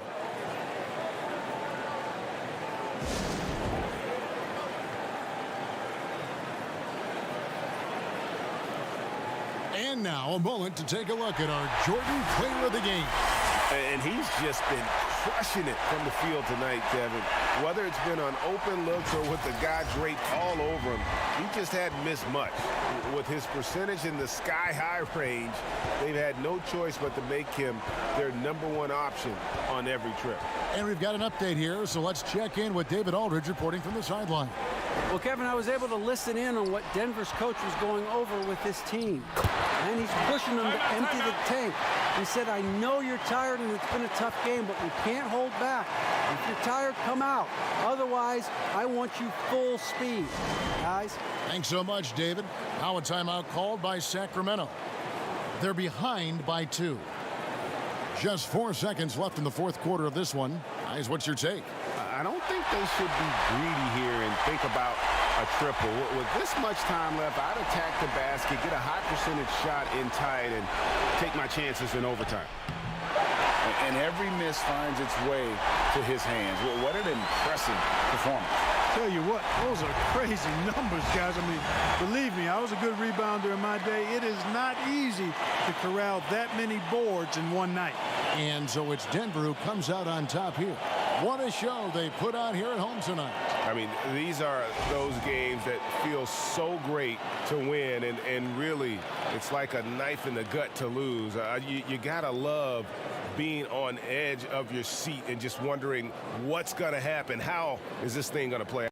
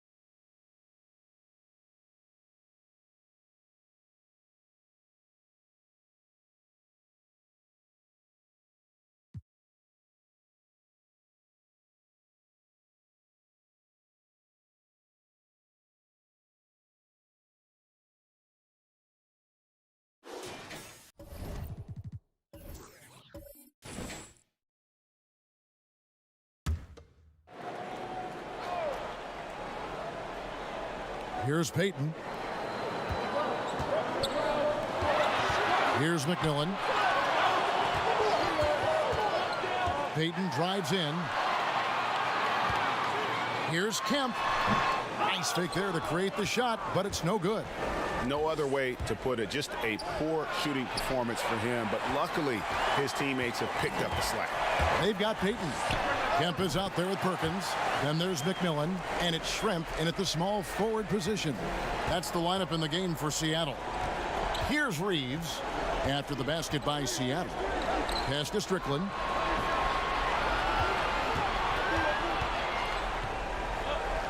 Passes it to Reeves. He dishes it to Harper. Just 4 to shoot. Strickland gets the three-pointer to fall. And though we often talk about Harper's scoring, he's just as adept at setting up his teammates. And the pass to Shrimp.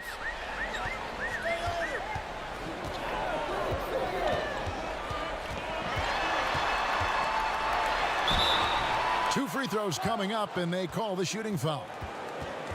Yeah, good job to take it right at the D.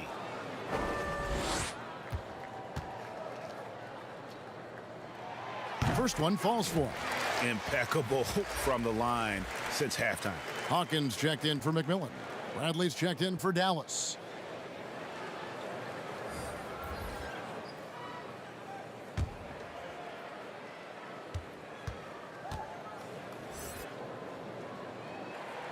So he gets them both. Dallas calls timeout.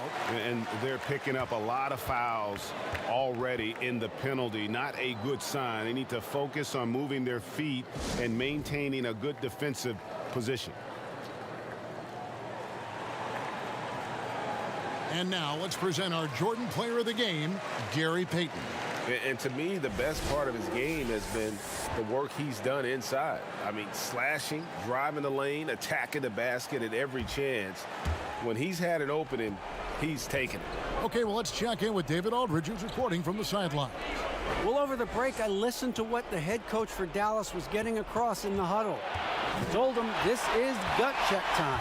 This is when it gets real and when it gets fun. We're here to play in these big moments. Let's make this one count. Kevin, by my count, that's 5 cliches. Second chance points always hurt. Just not enough effort to block out. No doubt those extra possessions can really add up against you when you do not take care of the defensive glass. And the Mavericks call time here. Without question, Gary Payton displaying his skills today. This is a timely timeout because this guy is hurting them. They've got to figure it out. Mavericks trail by 7. Outside Harper. Pass to Thomas. Makes that one his 6th of the night. Shooting a very healthy 6 for 9. Seattle has gone 1 of 3 from outside the arc since we've reached the 4th quarter. Seattle calls timeout. And team strategies closely guarded. One aspect of the game the fans aren't always privy to. It's tough to hide your communications. Teams go to great lengths to try to do it, but sometimes to no avail. And the Supersonics making a change here. Cummings is checked in. Pass to Hawkins. Back to Payton. Here is Cummings.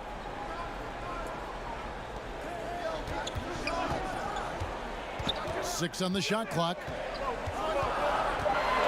Seattle needs to get off a shot.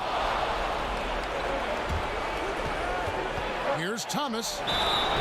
And the call on the shot that sends him to the line. That one on Cummings.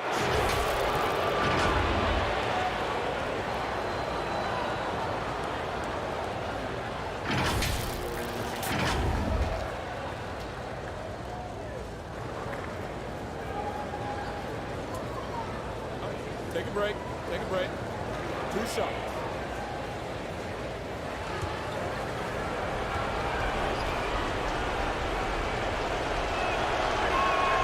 And he cannot get the first one to drop. Tough one to miss.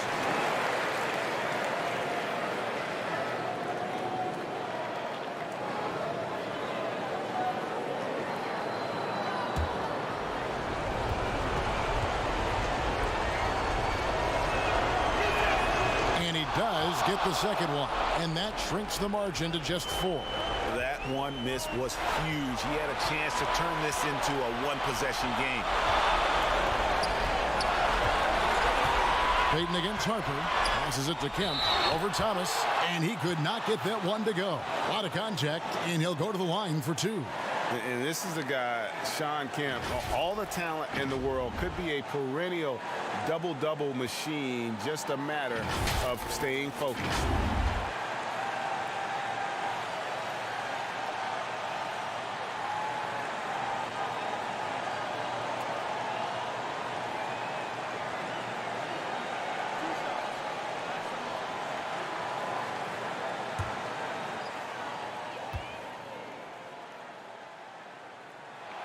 First free throw is good, and that puts them up by 5. Walker's checked in for Thomas.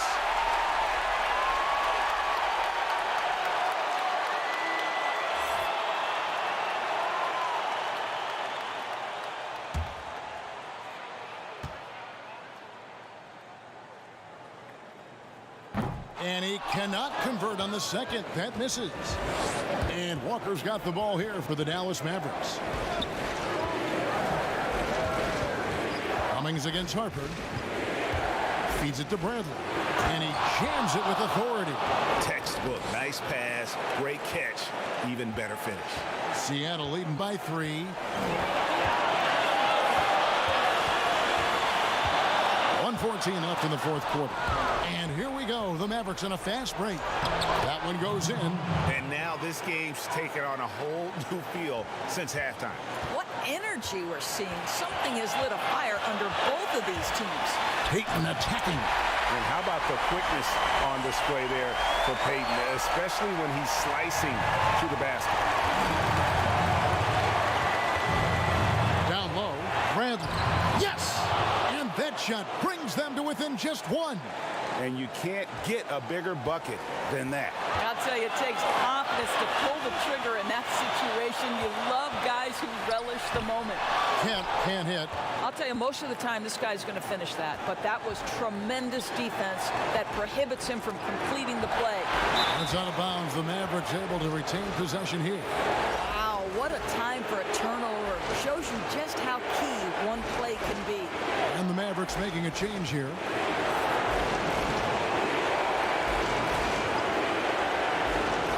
Kemp with the steal. We've got a 9-second difference between the shot clock and the game clock.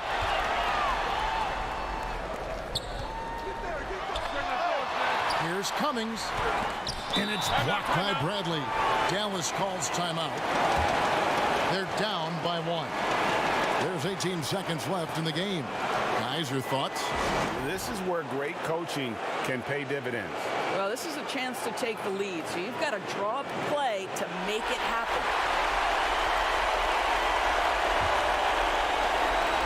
And they're in position to take the lead. And how big would a bucket be at this stage of the game? Inside, here's Walker. Money!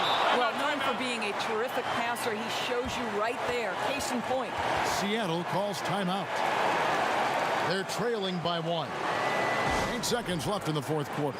Guys, your thoughts? Yeah, always intriguing to see what a coach draws up in this situation. What you want is to create a clean, high percentage look, if that's at all possible. Here's Kemp. It's off. You have to love the tenacity, but also the awareness to make sure he came away with that ball. So a close game sees Dallas taking this one. This win, such a tremendous emotional boost for him. Really an accomplishment and crazy finish to take a road game like this and simply deflate an entire building. And that'll wrap it up, folks. For Greg Anthony, Doris Burke, and David Older, this is Kevin Harlan along with our terrific 2K Sports crew, thanking you for tuning in. We'll see you next time.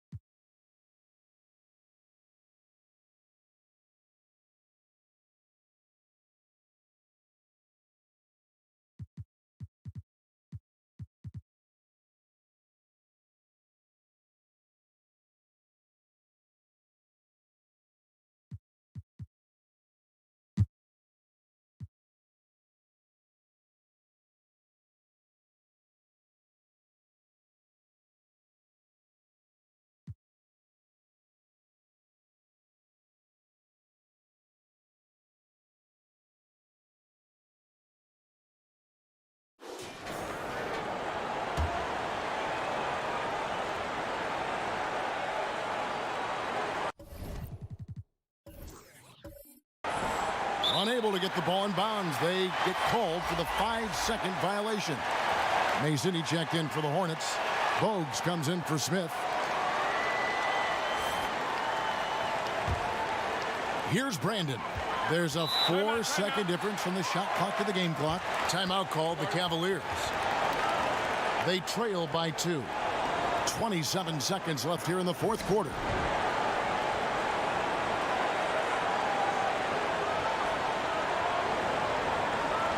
Now the presentation of our Jordan Player of the Game, Glenn Rice. He's put on a shooting exhibition for us here tonight. He's missed a couple along the way, but it sure seems like everything's been falling for him. The only way to keep him from converting is to keep the ball out of his hands. And let's catch up with our sideline reporter, David Aldridge. Thanks, guys. I got a chance to hear what the Cavaliers head coach was saying to his team. This game is close, and he told his players, hey, guys, this is when it's fun, right? This is a close game, and this is when you get to show what you're made of. Right here, right now. Kevin, we'll see how they respond. Honestly, just doing what they have to in order to get the basketball back. 6 seconds left in the fourth, and that's an intentional foul.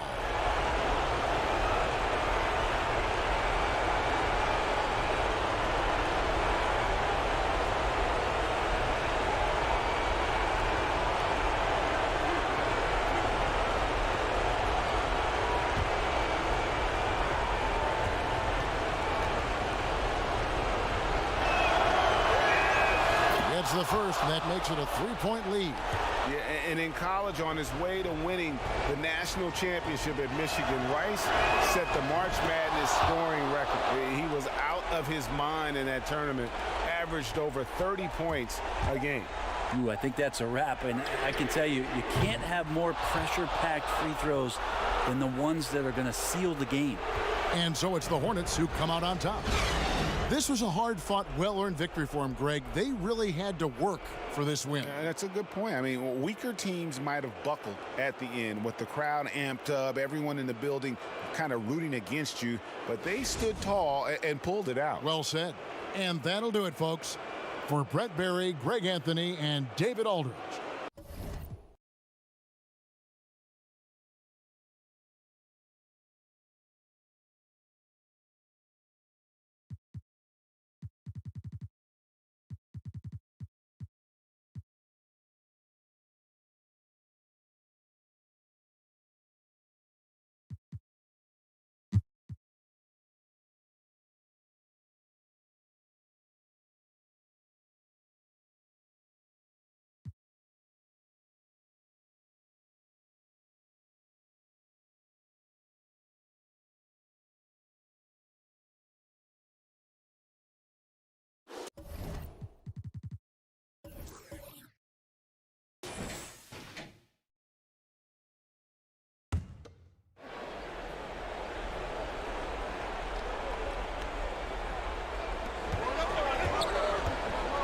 Smith outside. Pass to the dude.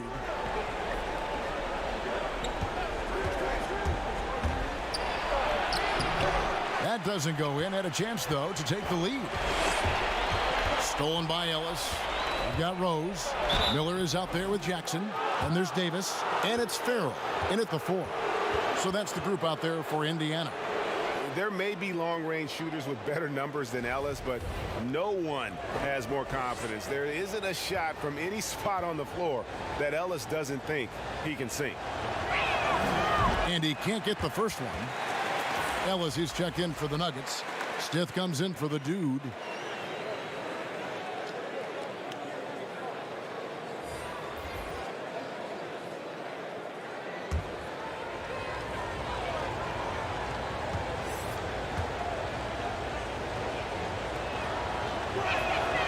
One drops. He ties it up.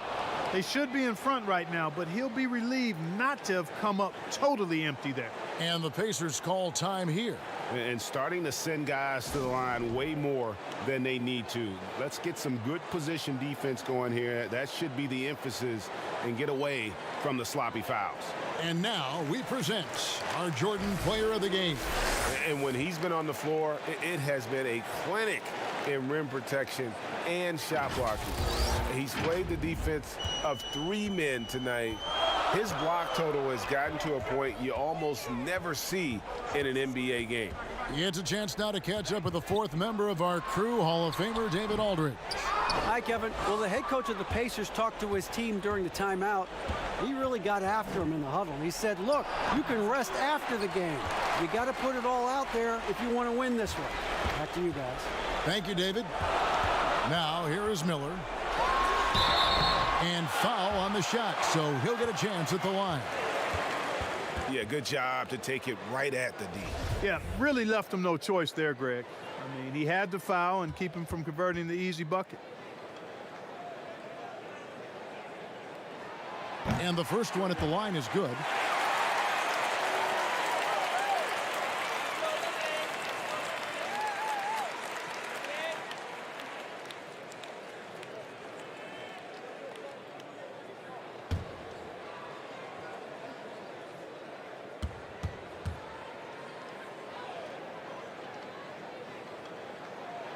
Both free throws good for Miller.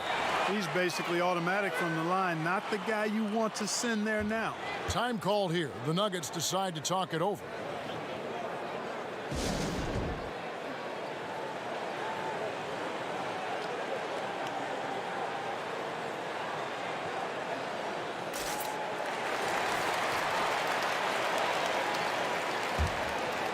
Here's Smith. 1:58 left to play in the final quarter. Pass to Ellis. And the rebound goes to the Pacers. Davis has got rebound number 19 now. Incredible board work. And not the guy you want to send to the line. He has been automatic. And a chance for just a second to check out the scoring breakdown for Indiana. Guys, their play close to the hoop has been great all game. And also, their second chance points have been a story all night as well. That's just pure effort and hustle.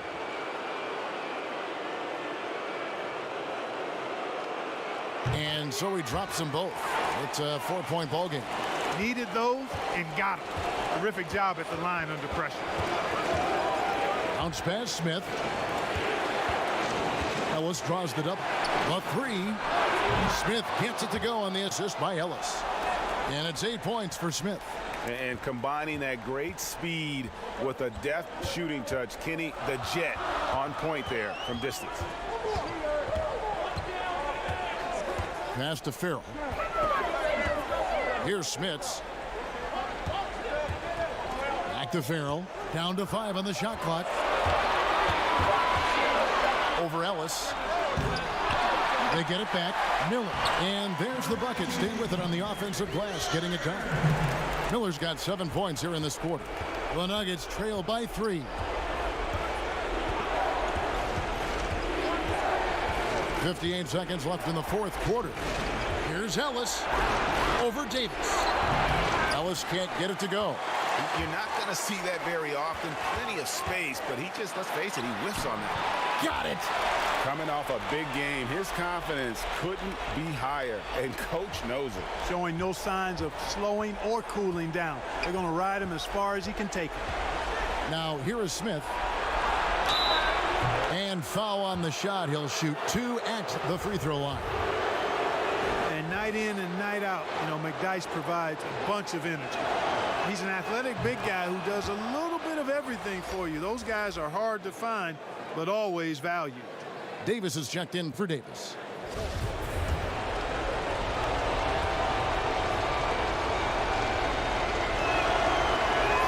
And that's good as he hits both of his shots. Clutch.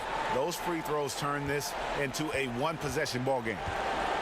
Guys, they're not going to be in any rush on this possession. Not with the lead. Now's the time to burn some clock. Here's Jackson. Here's Smits. And McDyess pulls it down. Denver calls timeout. They're trailing by 3. There's 18 seconds left in the fourth quarter of this one. Guys, what do you think? And if you can get a 3, shoot it. Otherwise, get the quick 2 and a foul. Either way, they got to score the ball.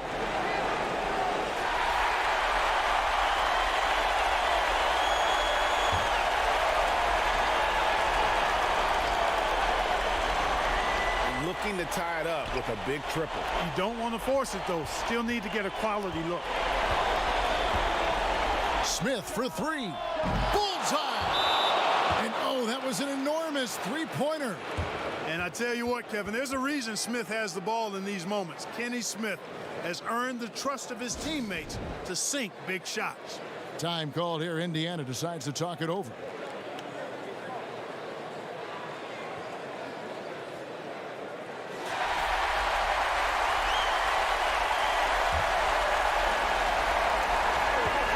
Seconds left to play here in the fourth. Jackson drives in. Got it! They're going to have to come up with a better matchup. This guy just too much speed. So a close game sees Indiana take this one. That was a fun night of basketball and fabulous finish as they continued to wait out until the very last moment to seal. And there are so many times when you see these tight games won at home, that advantage of having that crowd behind you oftentimes is the ultimate X factor. And that's going to do it tonight, folks, for our broadcast. For David Aldridge, Greg Anthony, and Clark Kellogg, this is Kevin Harlan saying thanks for being with us. We'll see you next time.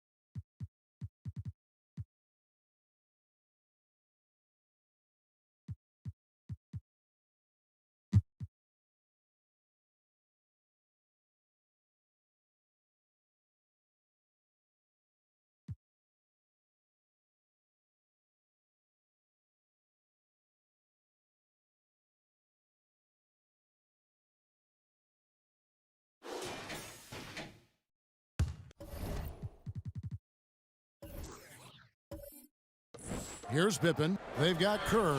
Pippen is out there with Kukoc. Then it's Jordan. And it's Harper in at the 1. So that's the 5 in the game for Chicago. Now here's Pippen. And they're unable to get the tying basket there. He's kind of lost his way this period, having a hard time getting anything to go down. Hornacek, no luck. And the rebound battle split evenly thus far. Here's Jordan to tie it up. Utah with the rebound.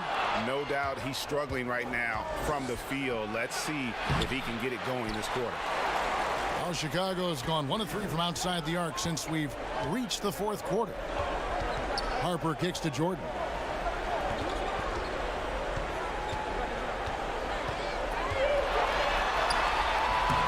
No good. That would have tied it. That's a surprise. I mean, really out of character for him to miss when the defense is not right up on him. Pass to Malone. The shot will not fall, so the Bulls will take it the other way. Here's Harper. They get it back. Pippen. And contact on the shot, so he'll be shooting free throws here. Pippen, simply put, one of the best small forwards of all time. A defensive powerhouse and a fearless scorer.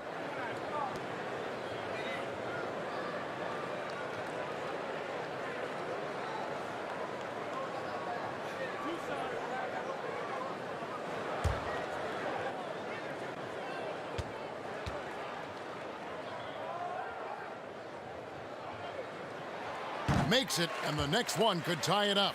Some changes for Chicago. Longley comes in for Tony Kukoc, and it's Rodman in for Ron Harper.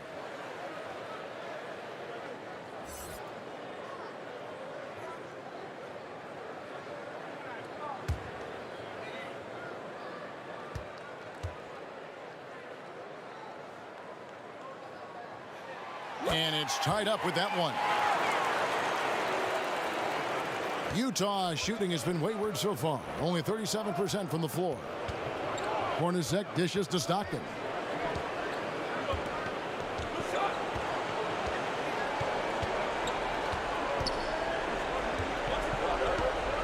Shot clock at 5. Utah needs to get off a shot here. Here's Malone. The Jazz with another miss. You're not going to see that very often. Plenty of space, but he just, let's face it, he whiffs on that.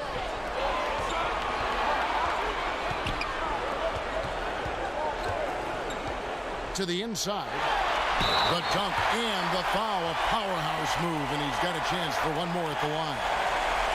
That one on Malone. Yeah, putting the team on his back as he often does. The tighter the game gets, the more Jordan wants the ball.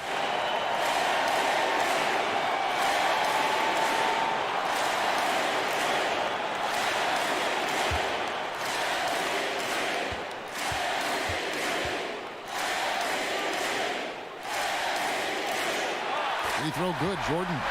No doubt about those free throws. This is why you put the ball in his hands. They've been looking out of sync offensively. Yeah, their offense has ground to a standstill.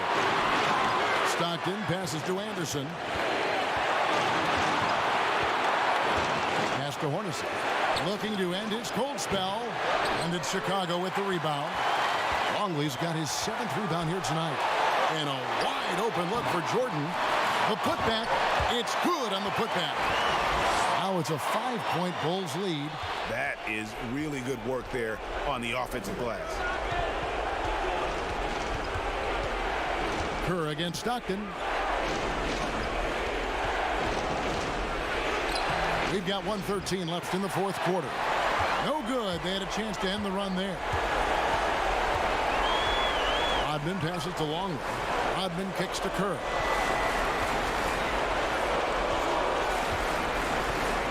Lobs it up for Jordan. Banked in off the glass. Jordan's got the lead up to 7 now for Chicago. And what you like there, Jordan never looks like he's rushing. Makes quick, solid decisions. And the Jazz call time here.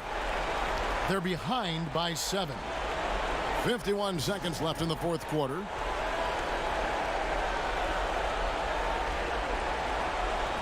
And now we get the chance to present our Jordan Player of the Game, Michael Jordan. And Kevin, it's a no-brainer. He's controlled every aspect of this game, and it's just so fun to see a player perform at a level that's just higher than anyone else out on the floor. The better he played, the more these fans got revved up. And that continued to play out over the course of his amazing performance. And keeping us updated from the sideline, let's swing it over to David Aldridge. Well, guys, during the last break, I listened to Utah's coach address his team. He told them, look, guys, we're running out of time. If we're going to make a move, it's got to be now. Are you guys ready to make a move? They all nodded, and he said, then go take it.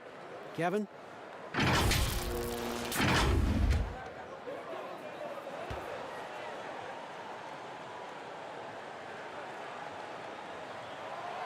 Good on the first, and that stretches their lead to 8.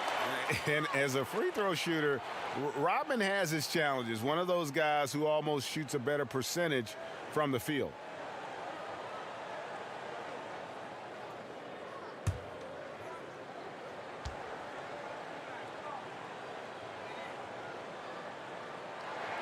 So he goes 2 for 2 at the line, and it's a 9-point ball game here.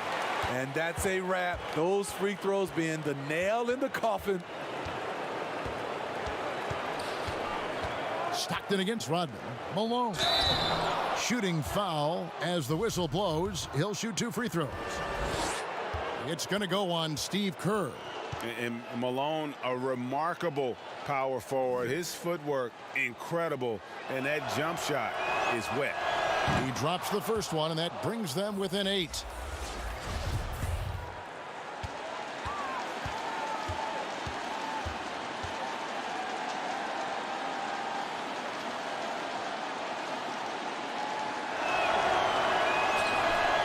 Good on both. And the Bulls with possession. Stringing it together. They've got an 11-2 run going. There's 14 seconds left in the fourth quarter. And again, no good by Chicago. And it's Russell in the corner. And the three off target. And so it's Chicago winning this one. It was a fantastic ball game, and they did a great job making sure it didn't get away from them late. Yeah, I mean, they faced some challenges, but really held firm when they needed to. On both ends, just effective in terms of coming away with this win. Well, folks, that's going to do it for now. For David Aldridge, Greg Anthony, and Steve Smith, and the rest of our terrific 2K Sports crew, this is Kevin Harlan saying thanks for watching. So long, everyone.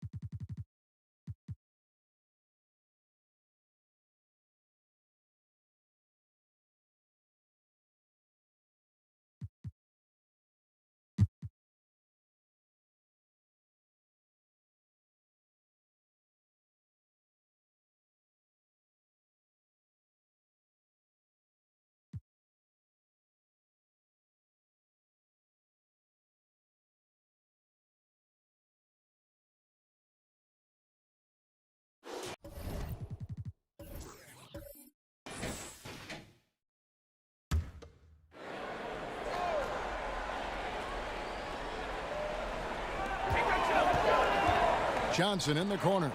And the ball travels out of bounds. It was last touched by Payton. A chance now to check out how the All-Star voting is shaping up. And I tell you, the excitement starting to ratchet up a little bit as the tallies start coming in. He's among the top 10 in the voting in the Western Conference. The fans rewarding him for a tremendous season so far.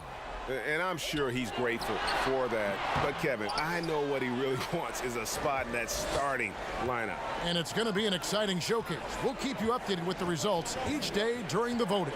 Elliott is out there with Maxwell. Then it's Wilkins. Then it's Johnson. And it's Atkins in at the 2. That's the San Antonio 5. And gotta like what they've been doing down low in the post. And so it's Johnson who brings the ball up for San Antonio. Trailing by 5. Now the pass to Elliott. That's tipped. Got a hand on it, and he's able to get it back. And a moment now to check out who Seattle has coming up. On Saturday, they continue the road trip heading out to Cleveland to take on the Cavaliers. And then on Monday, they continue the road trip heading out to Philadelphia to take on the 76ers. Shooting 2.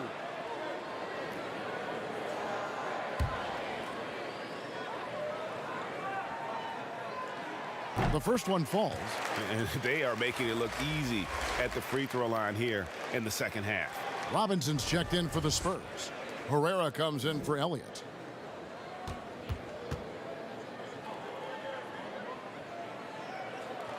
He hits both from the stripe. Seattle leading by 3. Payton outside. Passes it to Kemp. And he's fouled pretty hard on that shot, but he's got the chance to pick up the points at the line. And this is the guy, Sean Kemp, all the talent in the world, could be a perennial double-double machine, just a matter of staying focused. And just can't seem to get right from the free throw line here in the second half. Del Negro, he's checked in for San Antonio.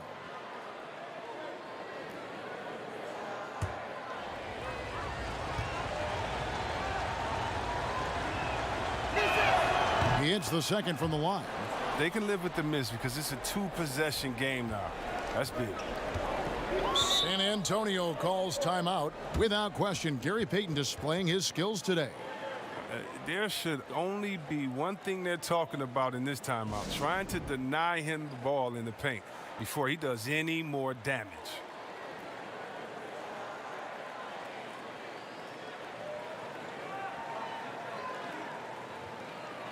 And now we've got a moment for our Jordan player of the game, Gary Payton. And it's been a ridiculous performance in the best sense possible. I mean, everything about his game has been working. And no matter what they've thrown at him, he's had the answer. And we've got an update here, so let's catch up with David Aldridge. Thanks, guys.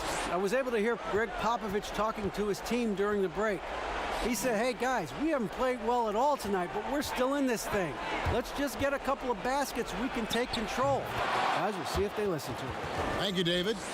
Such a consistent night for him from the field. Whenever they've needed it, he's been their safety valve. Payton against Johnson. Ball's knocked loose. Pass to Del Negro. Shoots it. The Spurs rebound. Here's Herrera. No good that time. Sonics leading by 6. Throws it up high. And Kemp slams it in. Yeah, once he gets to the rim, it's lights out. Kemp, just too much power and explosiveness.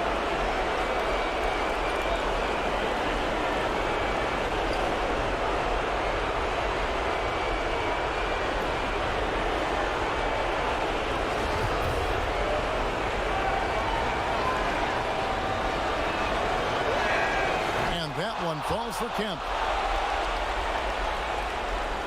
1:58 left to play here in the fourth.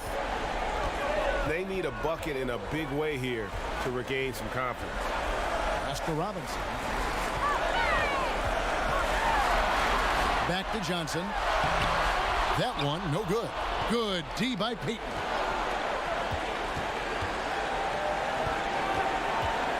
To the middle. Here's... Oh, he delivers that with I can't force. believe it. I cannot believe that. The ultimate man-child. Kemp, one of the most flamboyant finishers in our league. Now here's Johnson. Robinson left side, and we're going to have a jump ball. It's tied up there. You two.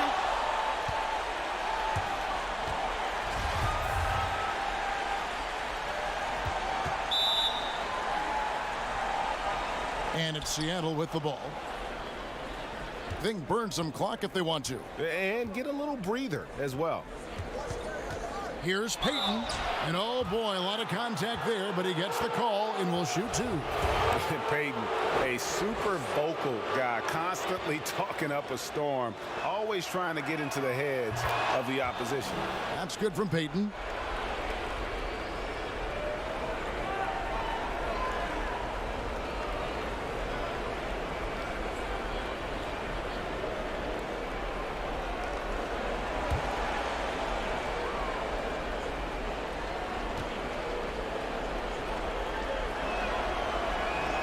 And both free throws good for Payton.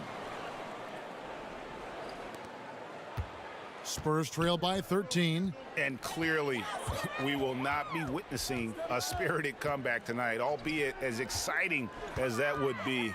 This was an excellent all-around performance for the Supersonics. You know, it's tough to put your finger on the deciding factor in this one, but I'd say that the shooting accuracy made the difference. Yeah, I think you're on point, Kevin. They got better looks, and that tends to lead to a better field goal percentage.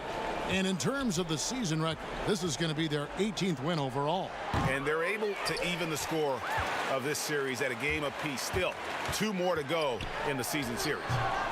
Wilkins, no good. And that is a textbook example of how to defend your rim. And that's why he's out there right now. In situations like this, he stands tall to prevent points. And they came in determined to take this one. It's going to be a happy flight home. Yeah, there's no doubt as to who was the better team. I mean, they proved it with this win. Here's Del Negro after the Sonics pick up 2. Robinson misses. Now Hawkins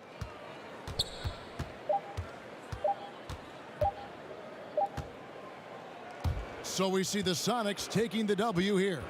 And in the win, a comfortable win in what was, I think, gee, a pretty hostile environment. It really was. You know, it's never going to be easy on the road, but they didn't have too many problems with that tonight. Thank you for joining us. That'll do it for now. For David Aldridge, Greg Anthony, and Chris Webber, this is Kevin Harlan thanking you for watching the NBA on 2K Sports. See you next time.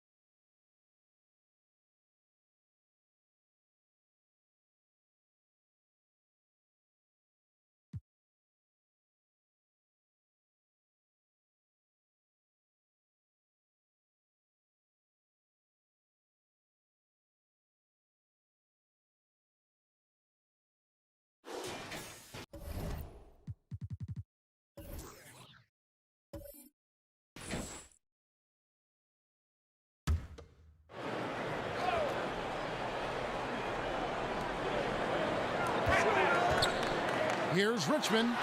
It's good. This game is all even. So impressive, the fortitude, the will to battle back, but it did take a lot of energy to get here. Well, they didn't really have a choice at the position that they were. They had to fight hard. They've gotten that. They've outworked the other team, just fighting tonight. Grant is out there with Williamson. Then there's Abdul Rauf. Then it's Richmond. And it's Owens in at the 3 slot. So that's the 5 in the game for Sacramento. Abdul Rauf kicks to Richmond.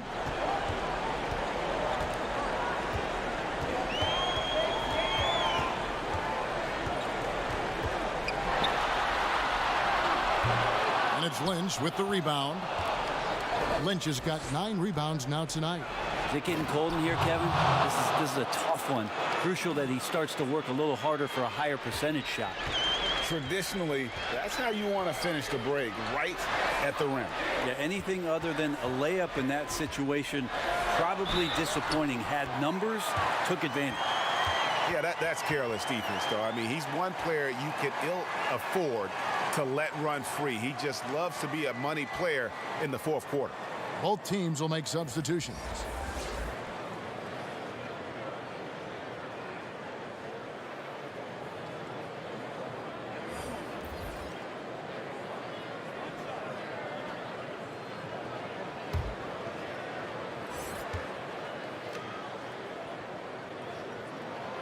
That's good from Richmond.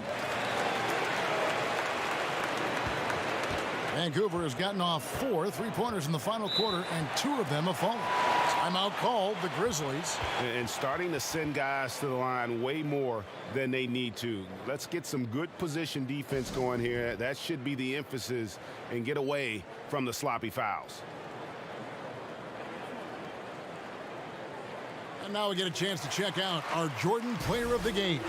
And he's put on a terrific show of skill in the paint. A combination of moves, footwork, and that soft touch down low. It's all added up to one dominant performance for the big fella.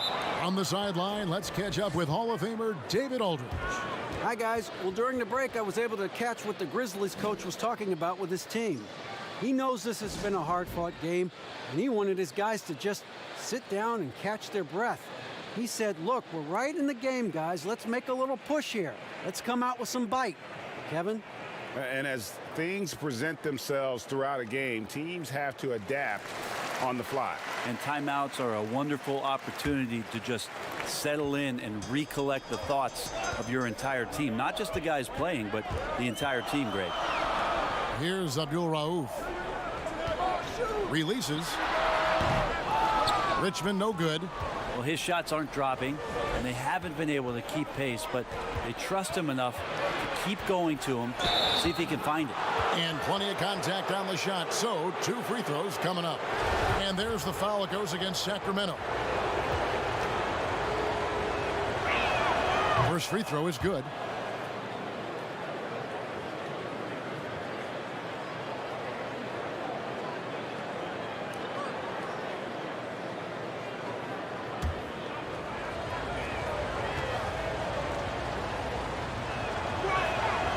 And so he hits both.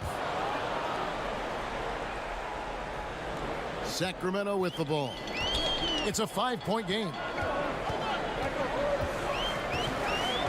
Anthony against Abdul Rauf. Plays it up off the glass. Abdul Rauf's got 10 points in just the second half. Now a timeout called by Vancouver.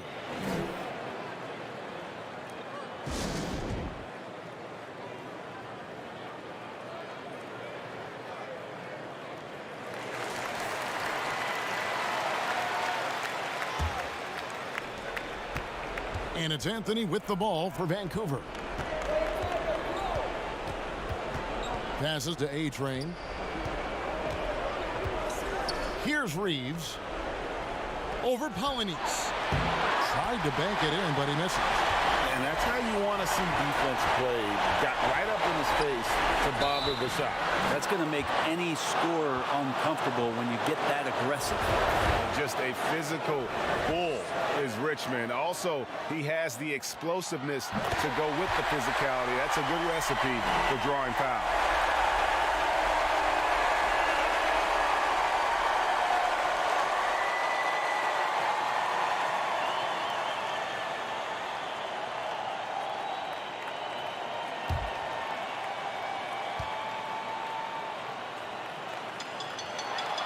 And a tough break is his second attempt at the line. No good.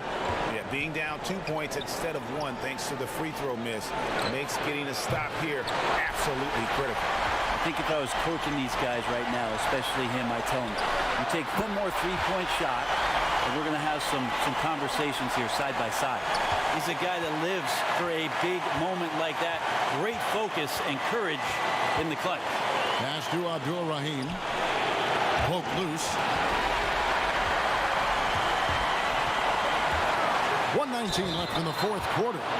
And you don't ever want to get into the habit of letting the offense get to the rim.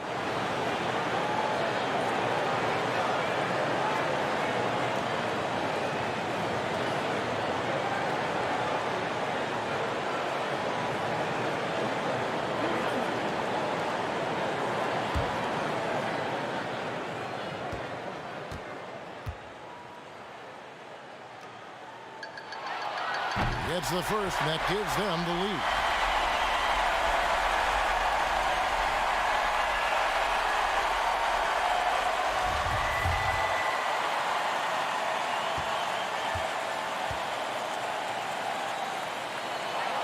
And so both free throws are good, and it's a 2-point ball game. Yeah, critical that he's able to convert there. Now they've taken the lead. To the paint. Knocked away. Stolen by Grant. Teardrop shot. It's deflected. Fast break. Here they come. And here's Anthony for 3. Richmond with the steal. Here's Williamson. The layup missed. He's so good at getting to the rim. Maybe tries to get a little bit too cute with that one. I thought he'd lay it straight up and in. Remember that one, guys, a difference maker. I'm wondering, Greg, is that the biggest shot of the game? So it's Sacramento. After Vancouver picking up a basket just moments ago. Well, that's a high percentage look when the D doesn't fight over the screen. And the coach over there just asking for one simple thing, and that's some effort. Got burned on that one. Now a timeout called by Vancouver. They trailed by 3. We've got 28 seconds left in the fourth.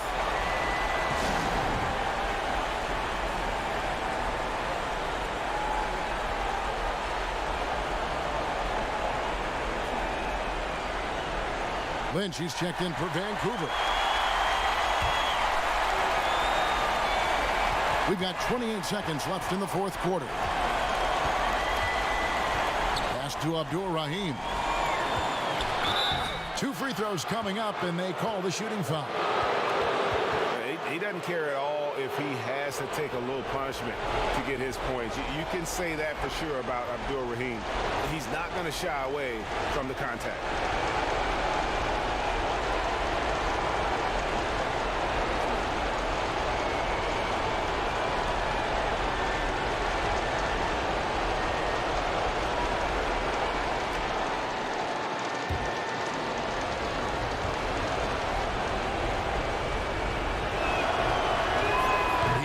first one, and that brings them within 2 here.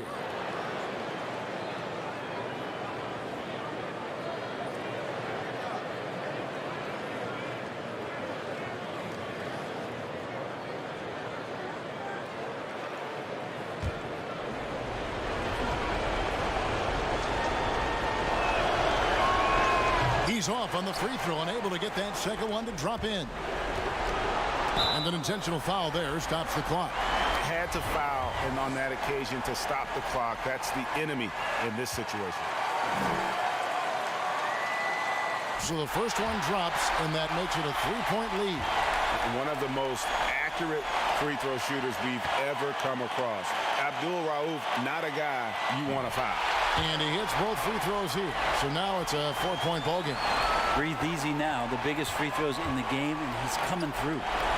There's the pass to Anthony. Takes the three. And it's Williamson with the rebound. And now they decide to foul intentionally.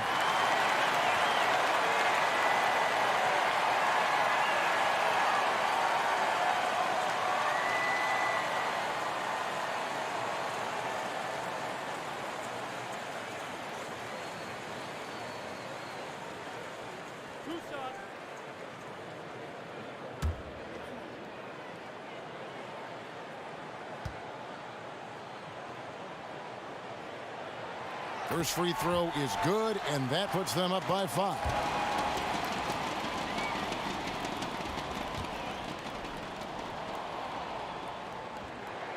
So he gets them both, and it's a 6-point ball game. So it's Sacramento picking up the win. It was up for grabs right until the final seconds. Yeah, and for me, Kevin, what stood out is just the overall trust this group has in one another when it matters most. Doing what had to be done and to send these fans home happy. And that about wraps it up. For Greg Anthony, Brett Barry, and David Aldridge, this is Kevin Harlan. Thank you for watching the NBA, presented by 2K Sports. We'll see you later.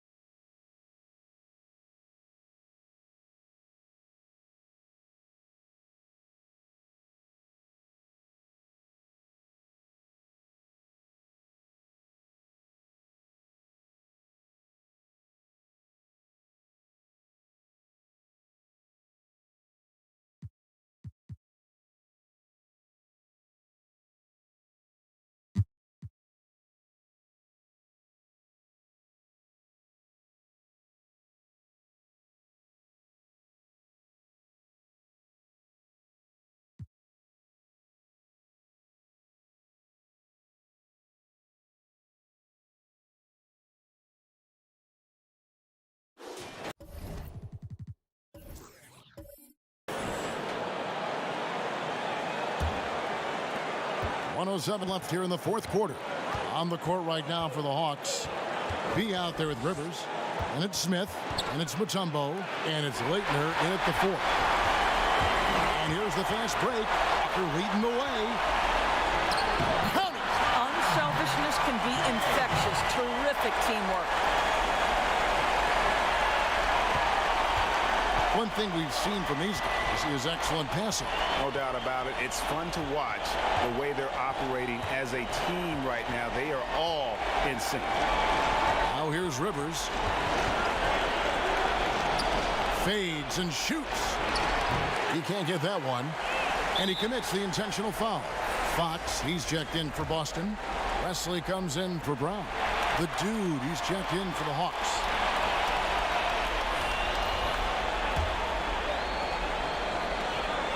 shot and game clock separated by 5. And an intentional foul right there.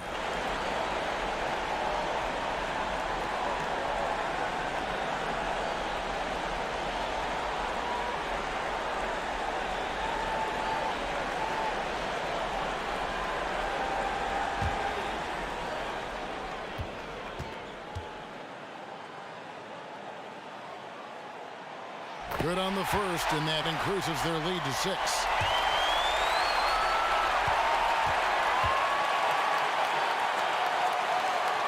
Second one is good. Hitting both at the line. It's a 7-point game. Well, it's about the little details. Capitalize at the free throw line. Add to your lead. Atlanta calls timeout. They're trailing by 7. We've got 28 seconds left in the game.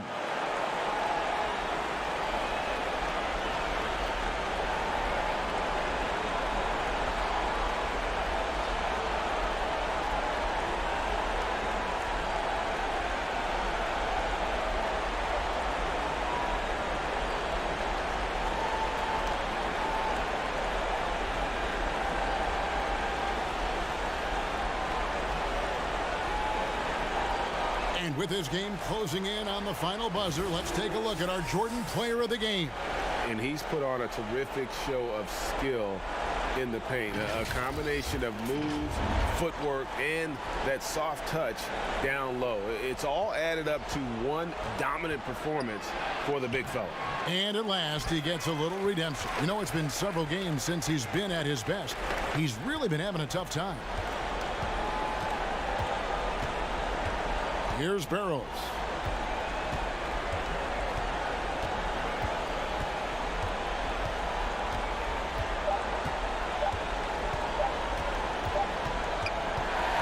So it's the Celtics picking up the win. It was a fantastic ball game, and they did a great job making sure it didn't get away from them late. Yeah, I mean, they faced some challenges, but really held firm when they needed to. On both ends, just effective in terms of coming away with this win. And that'll wrap it up, folks. For Greg Anthony, Doris Burke, and David Aldridge, this is Kevin Harlan saying thanks for watching.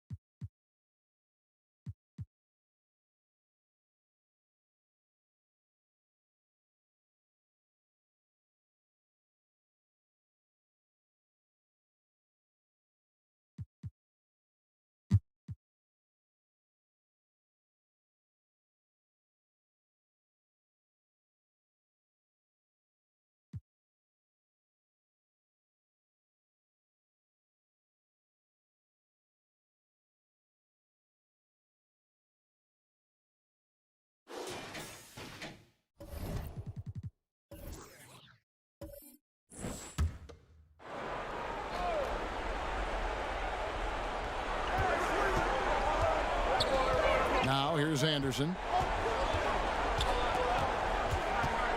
Dishes it to Robinson. On the wing, Wallace. Stolen by Grant. 4-on-3 break. On the floor for Portland. Sabonis is out there with Wallace. And there's Anderson. Then it's Robinson. And it's Ryder in at the 2 spot. And how unique is Weber? A smooth shooting big man with some sick handles.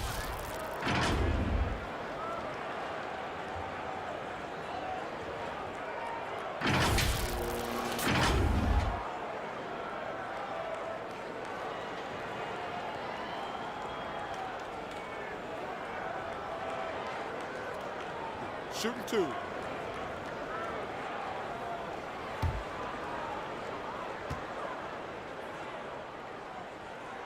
That's free throw good from Weber. ABC's checked in for Grant.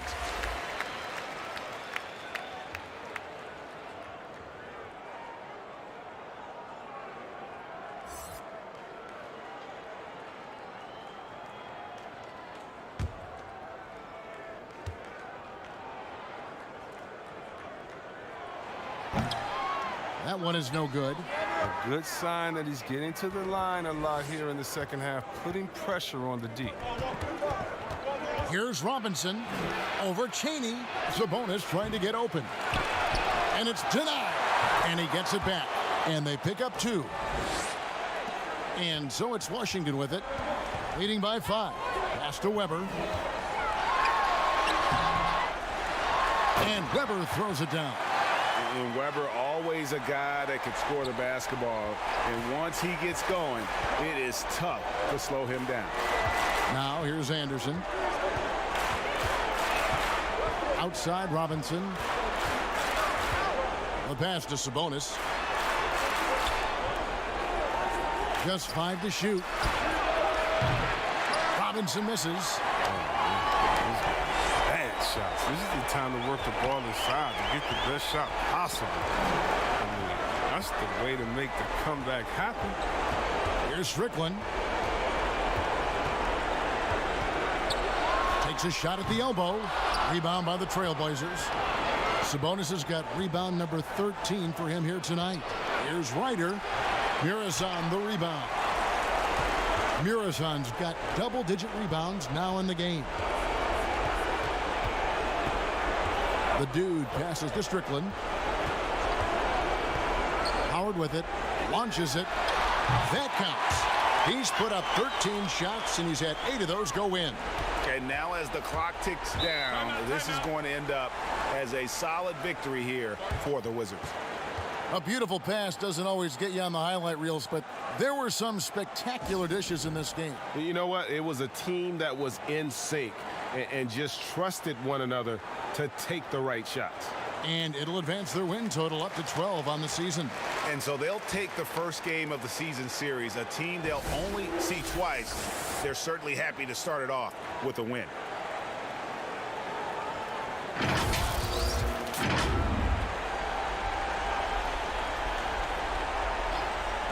A 3 from Anderson. That's his 4th miss. He's made 5 of 9. 43 seconds left in the 4th quarter of this one. Passes it to Strickland.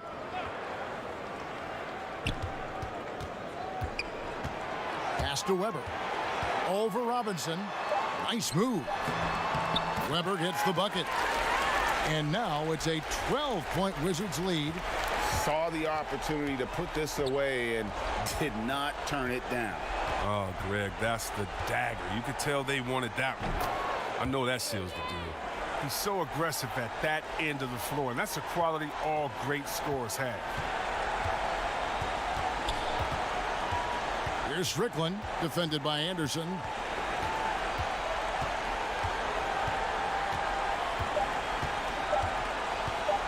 Here's Strickland. And so it's Washington easily grabbing this one.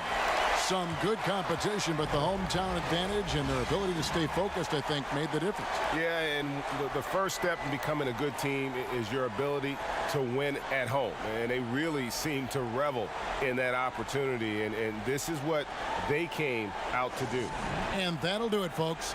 For Chris Webber, Greg Anthony, and David Aldridge, this is Kevin Harlan saying thanks for watching. So long and good night, everyone.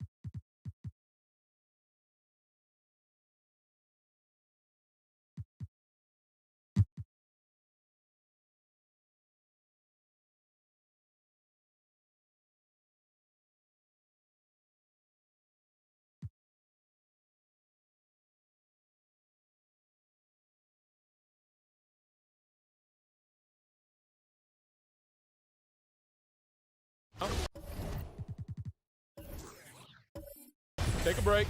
Take a break. 2 shots.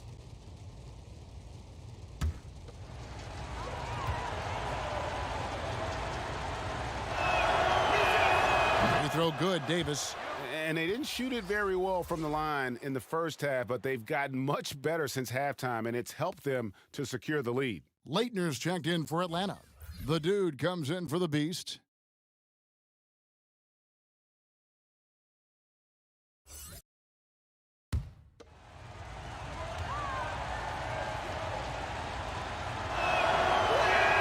And both free throws good for Davis. And I love that grit and grind style of play. Davis just isn't afraid to get a little chippy down low. On the court for Indiana. Farrell is out there with Davis. And there's Jackson. And it's Miller. And it's Smits. And it's center. And they hold a huge advantage on the backboards. Greg, and that's been the key to this lead. I mean, they've really dominated the glass. And a good job bringing that free throw percentage up here in the second half. Doing a great job at the line. And a look now at how the offensive approach has been going here so far for Indiana. What a tremendous showing from the three-pointer all through this game. Another part of their game that's made a difference tonight is all the second chance points they've been able to get.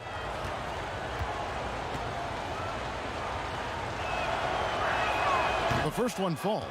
Yeah, and their free throw shooting has really improved here in the second half.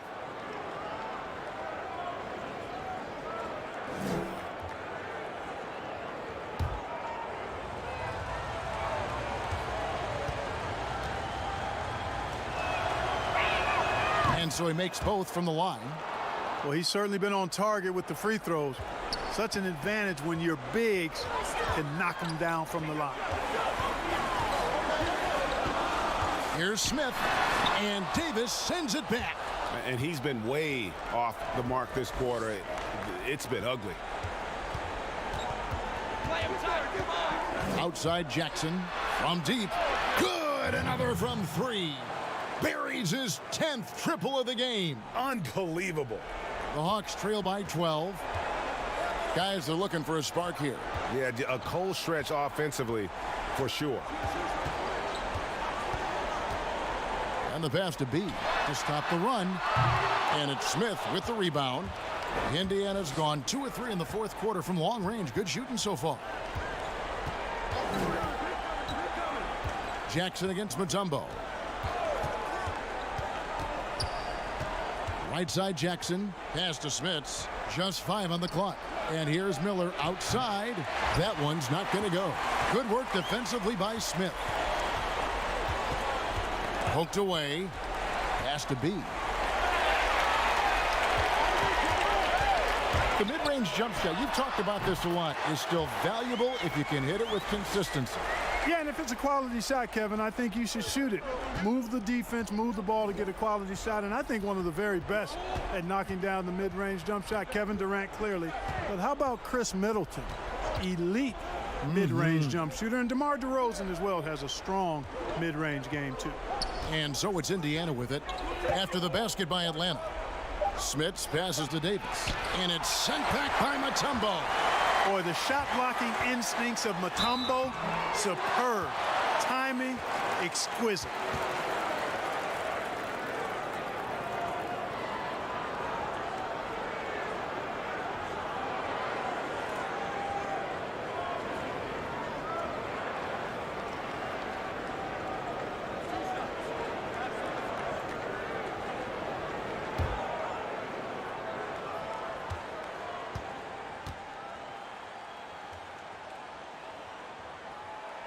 First free throw is good, and that brings them within single digits.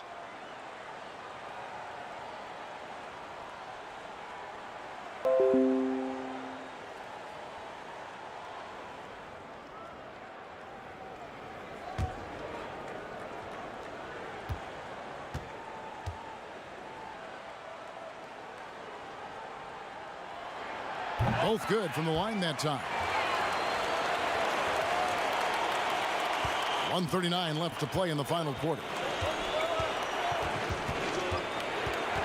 Now here's Jackson. Defense is right there. Passes it to Miller. over Smith. And is Leitner with the rebound. Leitner's got 9 rebounds in the game, getting it done.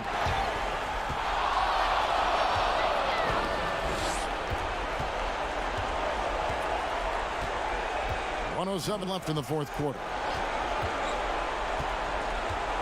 Miller outside. The pass to Farrell. Down to 5 on the shot clock. There's Jackson with the 3. Rebound by Smith. Here's the dude. It falls. Oh, and that cuts the lead to just 5. First mentality. When one of his guys is open, he finds it. And now they decide to foul intentionally.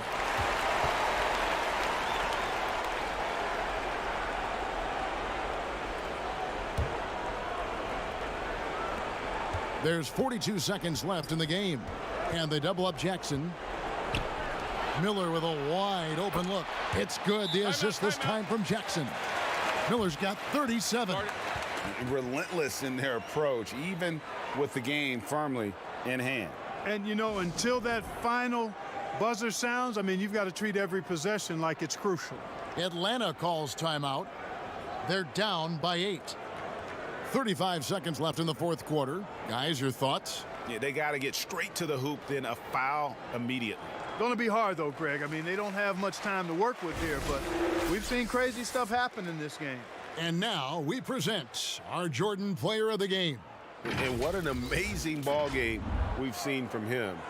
It's been a one-man show worth the price of admission all by itself. There wasn't anything he couldn't do on that court tonight. He's really seemed to feed off the hostile environment he's been faced with tonight. And they can just let the clock run out here. Cannot argue with the W.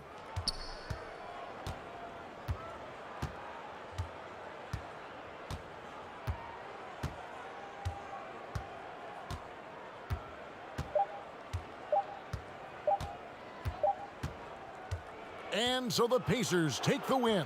This was a very strong showing for him, Greg. Not necessarily a runaway win, but one they'll feel very good about. And let's face it, anytime you can go on the road and win in the fashion they did, you have to feel good about it. Really an outstanding effort all the way around. Thank you for joining us. That'll do it for now.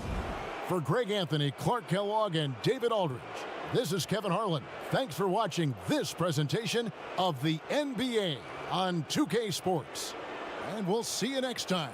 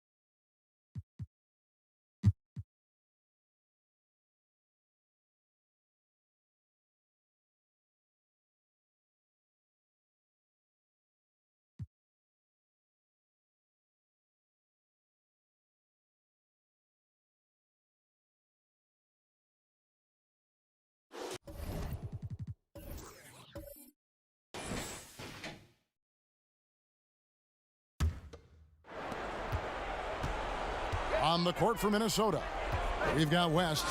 He's out there with Carr. And it's Porter in at the shooting guard.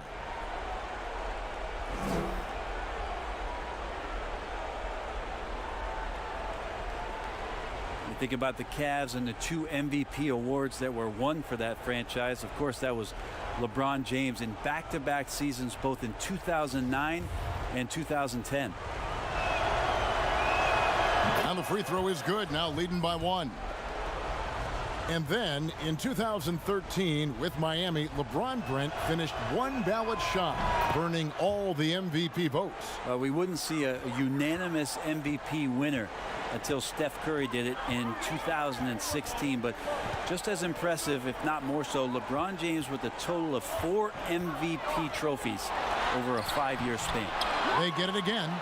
Brandon's shot is off. And he gets a lot of points right there at the rim, but the defense determined not to give up the easy deuce there. Oh, that's offensive interference.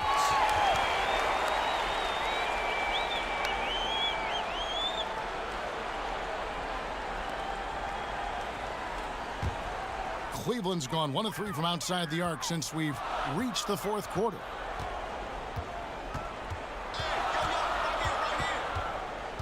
To tie it up. Rebound, Minnesota. More good work on the glass there. When it's all said and done, I think rebounding might tell the story in this game. Here is Carr.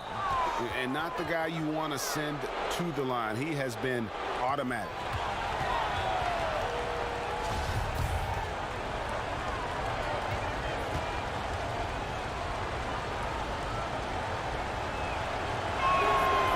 That free throw, no good.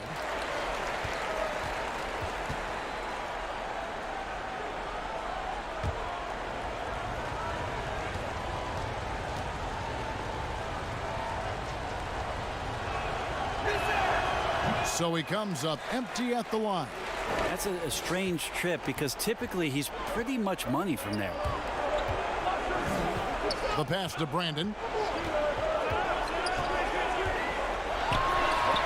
And it's good off the back rim and in. Brandon's got it all tied up now for the Cavs. Minnesota calls timeout. And coaches looking to seize every advantage, maximize every possession. Got to feel good as a coach if you make all those adjustments, pull the right strings. That's what they love to do.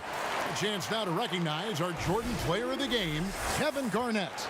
And he's up over 50% from the field here tonight. And that speaks to how solid his shot selection has been. Nothing forced and really no bad decisions. Just good, smart, offensive basketball. Now let's go to the sideline and catch up with our Hall of Famer, David Aldridge. Hey, Kevin. Well, I was able to listen in on the Timberwolves head coach talking to his team. He said, guys, we don't want to play hero ball. We don't want to take threes that aren't there. There are better options when you run the offense all the way through. Kevin, we'll see if they can make that adjustment. And, you know, he may finally be rounding into form after what's been a tough game for him at the line prior to this trip.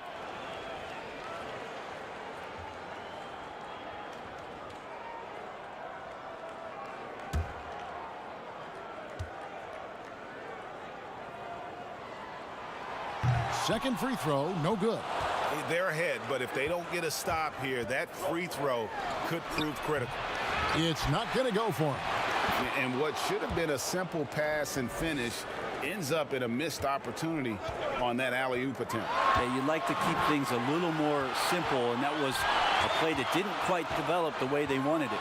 And so it's Cleveland with it, following the score by Kevin Garnett. Garnett with the block. He kicks it to Porter. Here's Brandon, guarded by Porter. Brandon, the pass to Hill. And the call on the shot that sends him to the line. And Hill doing layman's work there on the boards. Great at playing to his strengths and also a solid defender.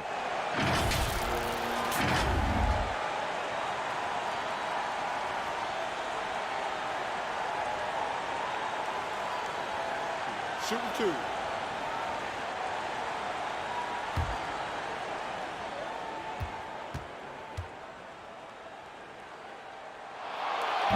And that hurts as he doesn't get the first one to fall. Trying to focus now on the second.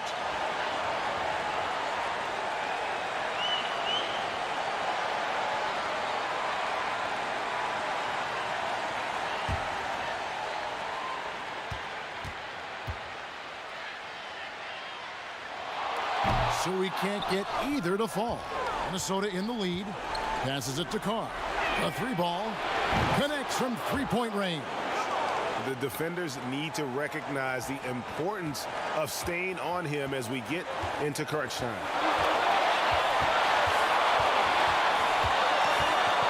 We've got 1:13 left in the fourth quarter of this one. And here's Mills from the arc. It's rebounded by Garrett. And so it's Garrett with it. He brings it up for the Minnesota Timberwolves. Gugliotta's shot is good. Well, that's a shot he can hit. If you give it to him, you need a little more energy on defense that next trip down. Timeout called, Cleveland. They're trailing by 7. And 1:01 left in the fourth quarter.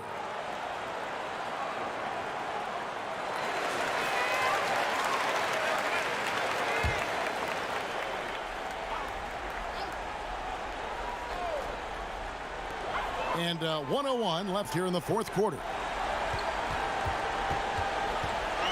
Lets a floater go. Now here's Porter.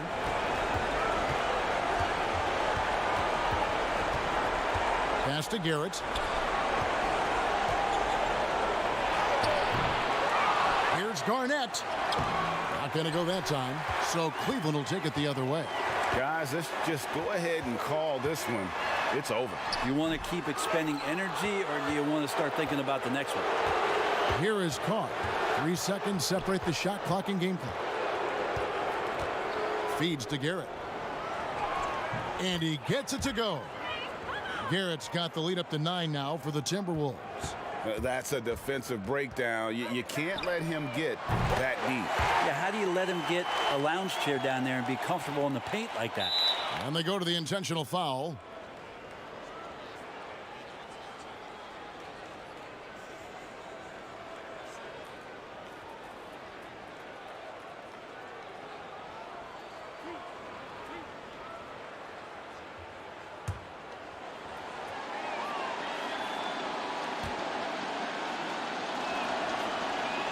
He hits the first one, and that makes it a 7-point lead. And an excellent two-way threat. Porter doesn't generate a ton of excitement, but he produces across the board.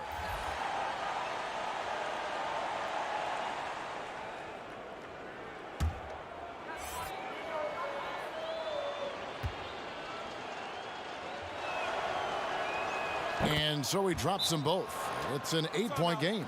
Timeout called, Cleveland. They're trailing by 8. 9 seconds left in the fourth. What's your take, guys? Trying to keep hope alive, but I don't see them making a comeback. Yeah, this is the classic too little, too late. The effort coming and not enough time for them to get back in it.